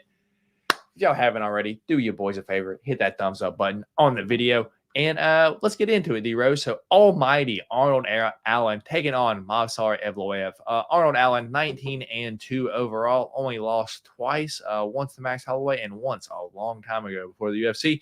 And Movsar Evloev is 17-0, although his last fight against Diego Lopez was a close fight. Currently, odds for this are a plus 170 for Arnold Allen and a minus 205 for Movsar Evloev. Arnold Allen is 29 years old, 5'8" and a 70-inch reach, while Movsar Evloev is 29 years old, 5'7" and a 72-inch reach. D-Rose, I think the wrestling here is going to be the issue. I don't think we've really seen Arnold Allen get wrestled by anyone, or has he faced anyone with solid wrestling? Like if this was just on the feet, I would go Arnold Allen 100%, dude. But I don't think I can look back to one time when I've seen a person shoot on Arnold Allen, if just off the top of my head, dude. So that being said, we know what Movsar Evloev does, and at only a minus 200 favorite this weekend, I think he might be parlayable. Am I going to do it? Probably not, because, Arnold Allen's good. He can snooze anyone. But my lean this week is the minus 200 favorite, Movsar Evloev to win via decision. Which way are you going here, D-Rose? Yeah, I think, man, Movsar, he gets a lot of hype. But, man,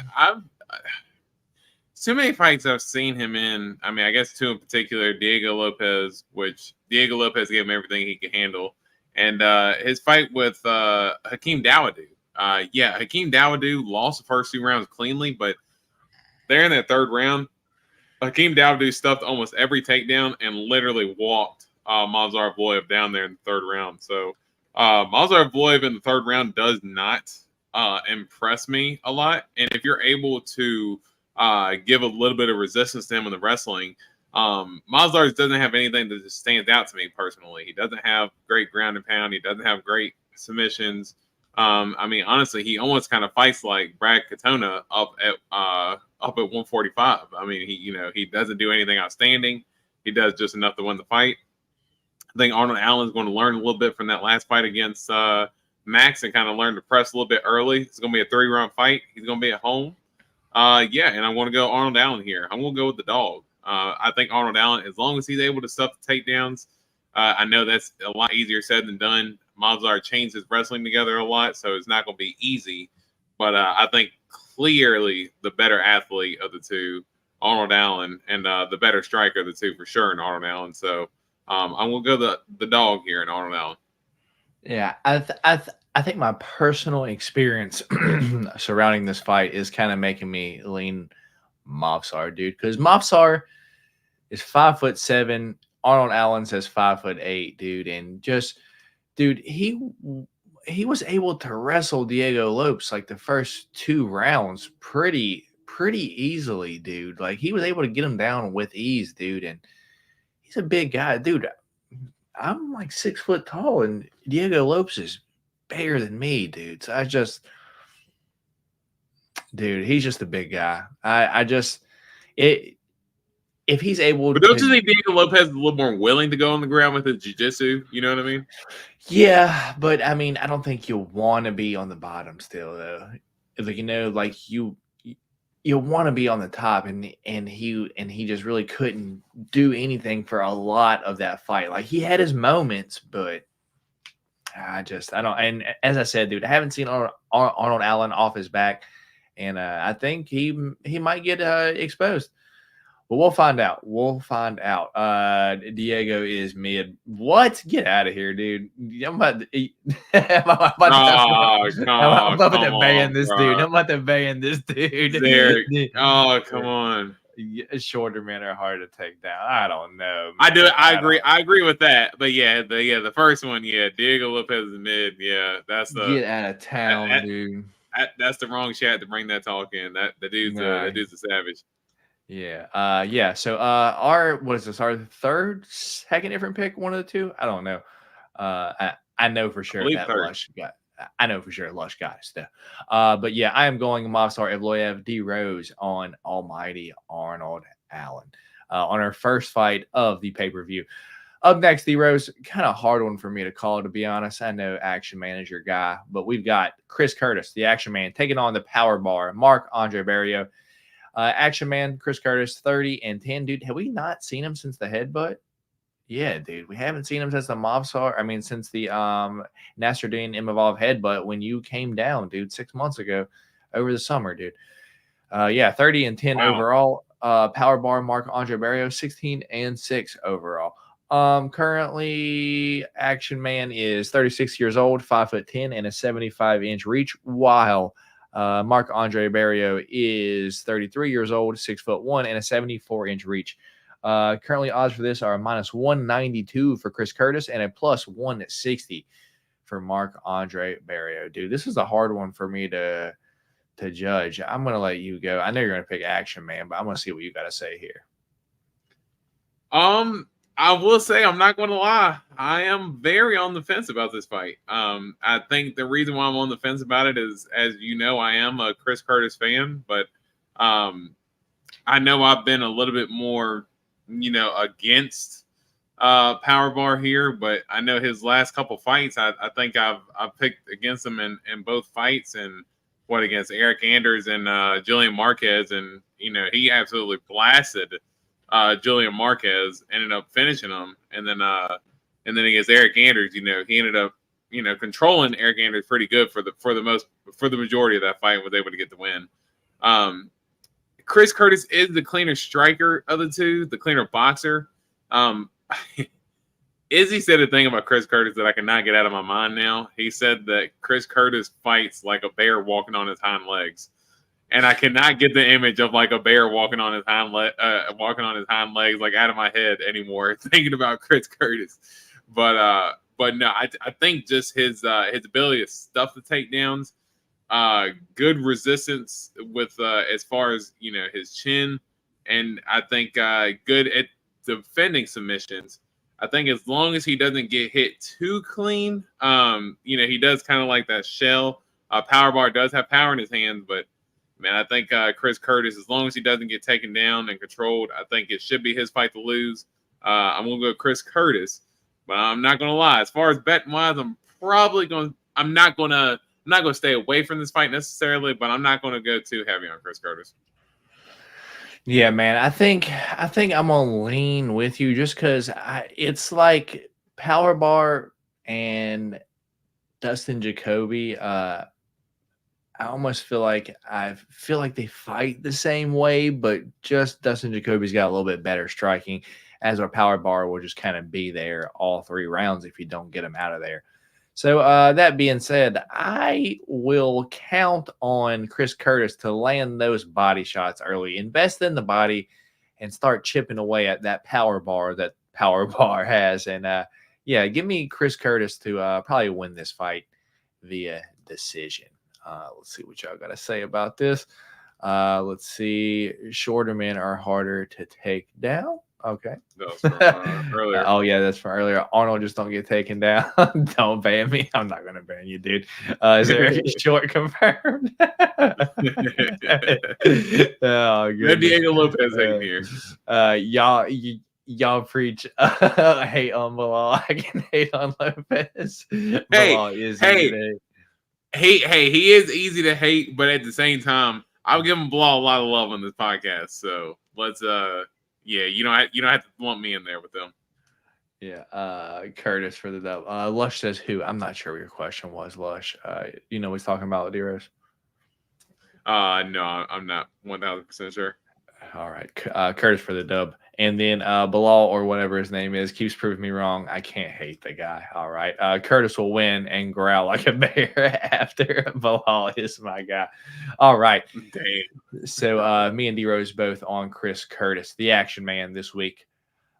Featured fight of the pay-per-view, D-Rose. We got Neil Magny, the Haitian sensation, taking on proper Mike Malott. Neil Magny is 28-11 overall, while Mike Malott has 12 fights overall. He's 10-1-1, won all 5 of his last 5, while Neil Magny has won 2 of his last 5. Currently, odds for this are a plus 280 for Neil Magny and a minus 355 for Mike Malott. Neil Magny, 36 years old, 6'3", and an 80-inch reach, while Mike Malott is 32 years old, 6'1", and a 73-inch reach. I'm going to keep it short here. I'm going Mike Malott, round 1, round 2 sub. Mike Malott via sub. Mike Malott via finish. Mike Malott straight up. He should get Neil Magny out of there this weekend, though. Give me proper Mike Malott to defeat Neil Magny. D-Rose, I assume you're going the same way, but let me have it.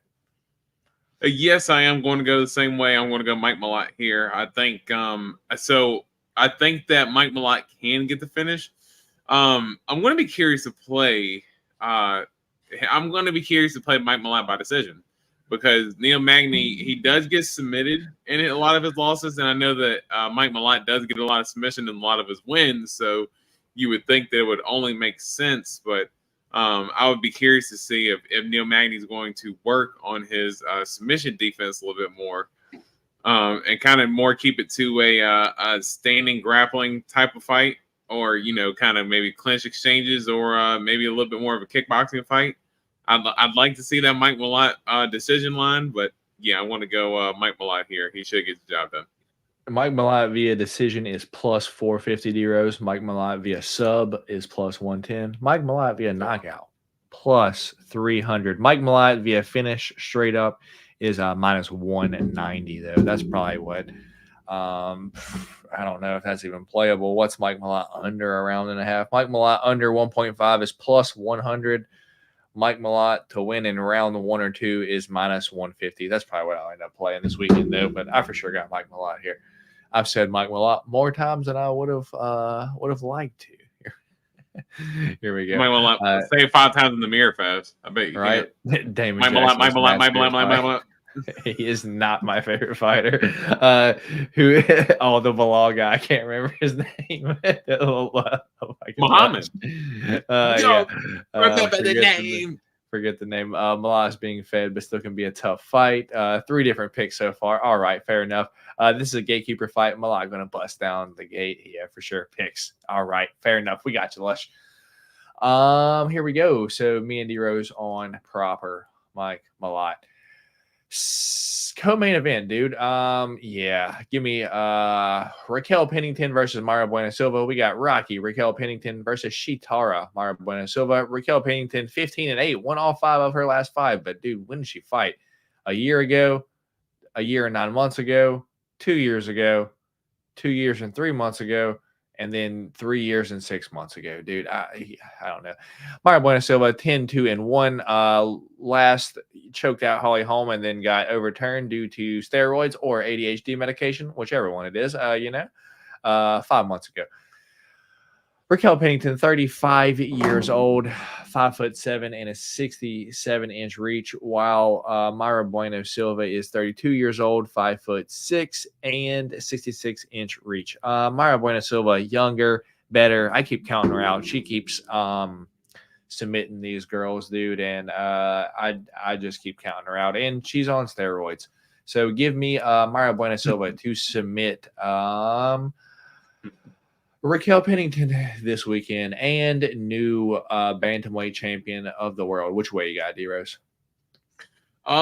Could there be less juice going into a title fight than this fight here? I mean, dude, just that's like I could not care less, dude. This could be the headline, the main event of an Apex card, and I would be like, oh, cool, they got a title fight on the Apex card, but. Am I canceling plans to watch this fight? No, I'm not, dude. Absolutely not. Yeah, well, it sucks because both fighters are talented. I'm a Rocky fan myself, but yeah, even then, it is. And then MBS winning because she's on steroids. yeah, exactly. Yeah, she's on her shit. Cheetara is at it again. The cheater. Yeah, Chitara is at it again. Jesus. And goodness gracious. But, right. Oh man, dude, this should headline the prelims, dude. Title fight for the prelims, dude. Dude, that'd be absolutely nuts. They're like, now going into ESPN Plus. Let's go with the headliner of the ESPN 2 card. Yeah, I'm actually going to go Rocky here. I think just level competition. Yeah, I think level competition. I think Rocky is not the easiest in terms of getting out of there. You're going to have to do a lot to be able to get her out of there. I think the 5-round experience is going to be able to go on her side as well. Mayra Bueno Silva has gotten a lot of finishes early. I think she's a little bit of a front runner because I'm curious to see when someone's able to give her a little bit more of a little bit more pushback. How is she going to fight then? And I think Rocky's got the resilience to push back against that early Silva storm and get the later rounds for a decision win here. Let's go Rocky Pennington. All right, pick number 4. D Rose going Rocky. Raquel Pennington. I am going Chitara. Mayra Bueno Silva. Main event time. UFC 297 main event. We've got Deshaun Strickland taking on Dricus Still Knocks du Plessis. If y'all haven't already, do you boys a favor, hit that thumbs up button. Sean Strickland taking on Dricus du Plessis. Sean Strickland is 28-5, while Still Knocks Dricus du Plessis is 20-2 overall. Sean Strickland won 3 of his last 5, while Still Knocks Dricus du Plessis won all 5 of his last 5. Currently, odds for this are -125 for Sean Strickland and a +105 for Dricus du Plessis. Sean Strickland, 32 years old, 6'1" and a 76-inch reach, while Still Knocks Dricus du Plessis is 30 years old, 6'1" and a 76-inch reach. So measurables are exactly the same, D-Rose. It's no secret I'm not the biggest Sean Strickland fan in the world. I think he's an idiot. And dude, I'm glad we get to talk here for a second because, dude, after the way that he, treated Ian Gary and said what he said, it's like it talked about Ian Gary's out of fight shit. It's like Dricus says one thing and Sean can't handle it. Now he's threatening to stab him if he sees him and shit. And then he goes on fucking Theo. He talked about Izzy's dog and shit too. Yeah, and it's then he goes on fucking Theo Von's podcast and it's man, fucking starts crying and shit, dude. It's dude, you will preach about how men need to be men and people suck and you can talk about whatever, but when it's turned back on you, it's not the same. And he doesn't seem like he can handle the same venom that he's spitting out, dude. And it's kind of odd to see because I didn't expect Sean Strickland of all people to not be able to really handle what he's putting out, dude. So I personally think he deserves everything that's coming his way because he's a fucking idiot, dude. If you're gonna say all this shit about other people, you have to be able to handle what's coming back your way, dude. Everyone's had their issues and everyone can go about shit in their own way, dude. I just don't agree with the way he goes about his issues, but that's everyone's personal opinion. My personal opinion is Dricus du Plessis does what he did to Robert Whittaker, to Sean Strickland. Goes out there, body lock, takes him down, and whether he wants to choke him, whether he wants the ground to pound him, hopefully he gives him a little kiss on the lips after, for just being Sean Strickland. But give me Dricus du Plessis to finish Sean Strickland this weekend, D-Rose. Which way are you going, man? Yeah, I think this should be a fun fight. And, I think it's funny that, they ended up showing the fight with them in the crowd and the brawl, whatever. Of course, they're using that in the fight promotion. And I have not watched the latest episode of Embedded just yet, but the still picture for the video is a picture of Dricus and Sean Strickland shaking hands. So I'm like, are you really going to, try to sell the fight as bad blood? And then you have them kind of shaking hands on this one thing here. It's almost I heard the backstory. So Sean Strickland apparently messaged Dricus and was like, "Hey, man, like that's And something talking about that stabbing really him, right? fucking-" Yeah. And it's like, so when they interacted, like fucking Dricus, just kind of wanted to clear the air, like apologize for actually hurting Sean Strickland's feelings, even though y'all are gonna fucking get in a fist fight in a week. You should have all that. I would want Sean Strickland as mad as possible to throw him off his game plan as much as I could, dude. I would want to get under his skin as much as possible, but instead they're trying to clear the air. So I get what you're saying. Sorry for cutting you off, man. Yeah, no, that's just in case my point. They're supposed to be getting into a fight, in just a couple of days, man. Just give it some time. I understand, hey, I guess they wanted to bury the hatchet before all the press conference and stuff like that came out, before they really started talking shit about everything. But yeah, I guess that means that we better not hear anything from Sean Strickland coming out of the press conference and talking shit, talking reckless. If he's going to end up saying stuff, about Dricus needing to, basically shut up about going too far. But yeah, I do think very similar. I think Dricus just has a little bit more tools in the box to be able to get it done. If you look back at some of Sean Strickland's fights, he's been knocked out. He's lost by decision, and the last time he had fought a wrestler was probably Usman, and Usman kind of had his way with him down at 170. Really, did the double punch into the takedown. He like faked the takedown to his head. Like it was like, bro, it was the weirdest shit. Like I couldn't tell if he was trying to do that or if he was trying to do the Kamehameha from Dragon Ball Z or what. Like, but it just looked crazy. But yeah, Strickland got taken down a lot in that fight. And that was at 170. You go up to 185 to where Dricus is a guy who has, in different fight organizations, fought at 205 before. So he is a very big dude. I think you're going to see that, as far as a mass size between them two when they size up. And yeah, I think just like the way he kind of threw around Robert Whitaker with the head toss, took Brad Tavares down multiple times, took Darren Till down multiple times, and all these dudes have good takedown defense. Yeah, I think Dricus does the same, kind of wears on that gas tank of Sean Strickland a little bit. And I think later on in the fight, I think Dricus takes him out. I mean, I think right now Dricus is like a small underdog. Don't know for how long this is going to be, because I do think that Dricus has more tools in the box and he gets it done here. All right, so me and D-Rose both on the slight underdog this week. The contender, Dricus, still knocks du Plessis, going against the favorite and the current champion, Sean Strickland, or Deshaun Strickland. Yeah, dude. How do you think he gets it done, D-Rose? Man, so in terms of the method,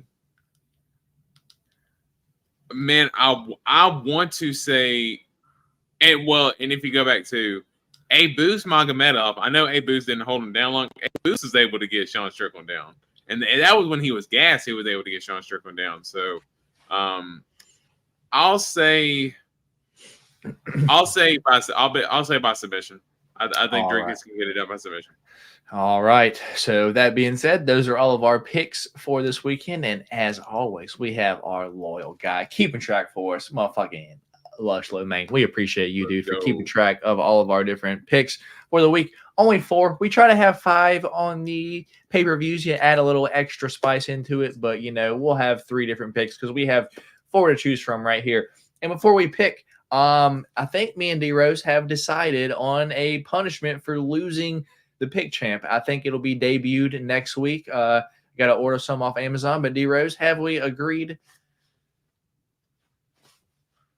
Yeah. Do you want to do it on the next pod, or do you want to do it for the the very next pod? Well, I just have to order them. I just have to order them. So yeah, so we'll do it. Yeah, so the punishment, y'all.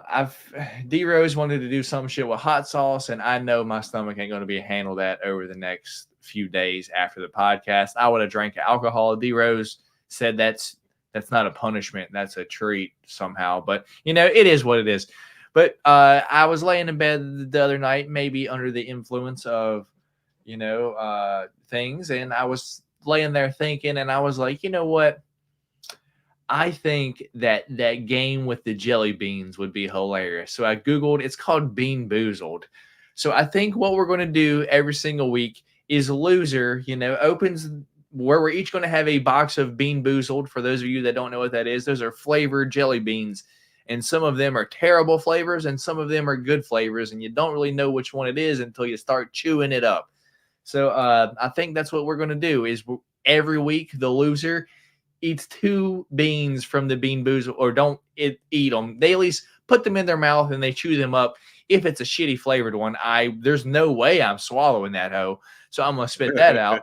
But if the reaction will be there. So loser will eat 2 beans, and, say me and D Rose disagree strongly on, one fight, we can, bet a bean and say he wins and he loses the pick champ. He can, take a bean away from his and only have to eat 1 for the week, or he can eat his 2 and I still have to eat a bean. So he ain't alone. So I think that's what we're going to do. Bean Boozle sounds fun.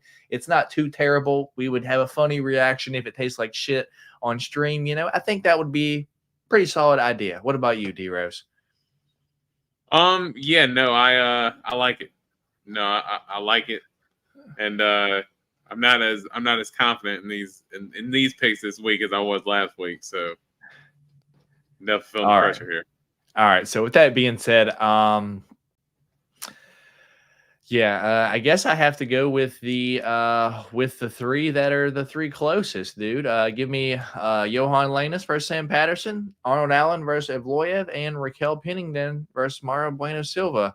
I'm not going to pick Julian Robertson versus Polyana Viana, even though I think she gets it done. But truly, I think that fight goes to split decision, and it could go either way, to be honest. So our 3 different fights for this week are going to be Johan Lainus versus Sam Patterson, where I am going Johan Lainus, D Rose going Sam Patterson.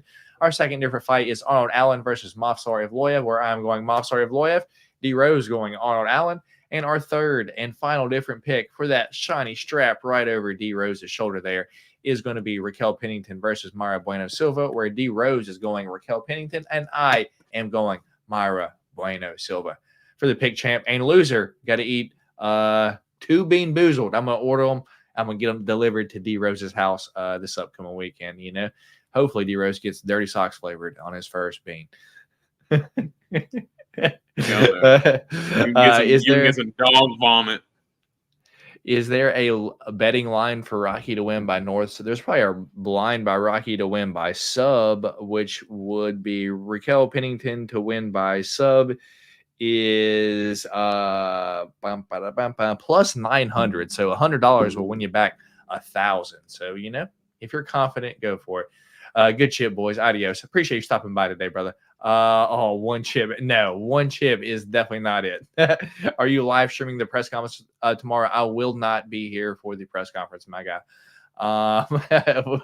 He's going ooh for the Bean Boozled. My parlay, Randy Poppy saying his parlay is Evloev, Curtis, Magny, Rocky, DDP. All right, good luck this weekend, brother. Hopefully you can hit that. Should do all. Definitely not. We're not doing that. Wait, we are definitely not in Canada. I'm not in Canada. Oh my goodness. Here we go. That's terrible. You guys are awful. Yeah. Wow. Y'all are awful. Can we see D do his best impression of the fighter that got absolutely schooled at Blue?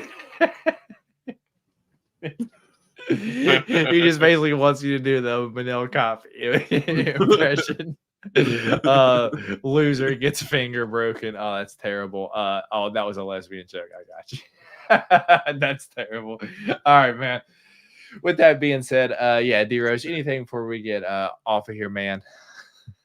Nah, man, we've been trucking for a little bit, so good pod today, and be sure to look out for that Dana White announcement in about 20 minutes as soon as we get done with the podcast.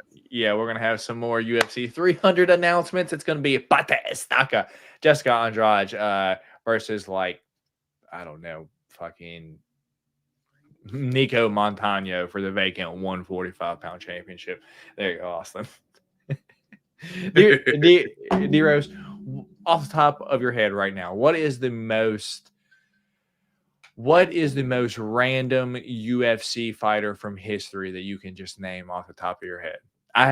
I can name two just right off the top of my head that it's like these two people cannot escape me for the life. I don't know what it is. And that is Clint Hester. You go first. Yeah. Like Clint Hester from The Ultimate Fighter, like the dude that like the Robert Whittaker beat. That dude sticks in my mind to no end. He was like Jared Cannonier before Jared Cannonier was a thing. And then there's a dude on The Ultimate Fighter when we were in high school. His name was Jonathan Brookins. He was like this, like, I don't know if he was like an albino dude, but he was in the UFC and he was on The Ultimate Fighter. There's just the two like random fighters that I can just think of off the top of my head. I mean, one of them I could think of, maybe just a random fighter that sticks out in my head. Steve Bosse. Steve Bosse was a dude that he fought at. He kind of bounced in between light heavyweight and middleweight. I have no idea who that is. He put on some really fun fights. Look up his fight with Sean O'Connell at 205. It's probably like, in terms of non-title fight, probably the best 205 fight ever. I mean, those dudes absolutely scrap. And if you actually look up Steve Bosse, Thiago Santos did a head kick on him. It was the first time I'd ever seen Thiago Santos fight. And Thiago Santos hit him. And Steve Bosse has this weird haircut where like his whole everything's shaved right here except for the top of his head, and he almost kind of had it like brushed back. And dude, fucking Thiago Santos just took his fucking head off with that head kick, dude, and just absolutely flatlined him. And I remember like he went to block it, like as the head kick landed, and he was froze on the ground like this, like with his arm in blocking position for like 10 minutes, dude. It was absolutely nuts. First time I've ever seen Thiago Santos live. And I guess the other one, maybe random, Matt Mitrione. I know a lot. He like his very first fight I watched him. His very first one that I watched him live with was I believe it was actually the Travis Brown fight. When I know he fought in the UFC before, but the first one that I remember watching live was Travis Brown, and Travis Brown poked him in the eye like at least 50 times, and like Matt Mitrione, like after the fight, his whole eye was like this because freaking Travis Brown kept poking him, and like, dude, his whole eye was literally just swollen like this. It was absolutely disgusting. If you look up that picture of his eye with the Travis Brown fight, so disgusting. I think it was like 2015, 2016 or something like that. Dude, it's crazy. Yeah, that's crazy. I don't know. Just a fun way to go out the live. Maybe we'll have some like, guest the fighter UFC. I don't know, some shit like that here on just the upcoming weeks, just random things. But with that being said, we'll be here Saturday night for the post-fight live reaction to the UFC pay-per-view this weekend. Catch me here Friday for Change the Cheddar, where I will have a special guest here on the channel. First time I've ever had a special guest here on the channel for Change the Cheddar. That's not D Rose, but I'll have someone else here on the channel, and it's cool because it's the first person that I ever started listening to when it comes to UFC betting. So it'll be a blessing to have this guest on here. So look forward to that on Friday. That's going to be at 10 p.m. on Friday. UFC card video this week is going to be a box of select, so keep your eye out for that. And yeah, as I said, Saturday night, me and D Rose will be back here for the post UFC 297 live reaction. Let me bang lang. Yeah, and stay safe, everyone. Cheers. See you guys Friday. Change the Cheddar. Yeah, appreciate everyone for stopping by. D Rose, you got anything else before we get out of here, man? Nah, man. Good pod, and we will see you boys. We'll see you boys Saturday. All right. With that being said, remember, y'all, if you're putting money at the end of the day, it's a fist fight, and anything can happen. So be safe out there. With that being said, my name is Matt D Rose on that side of your screen.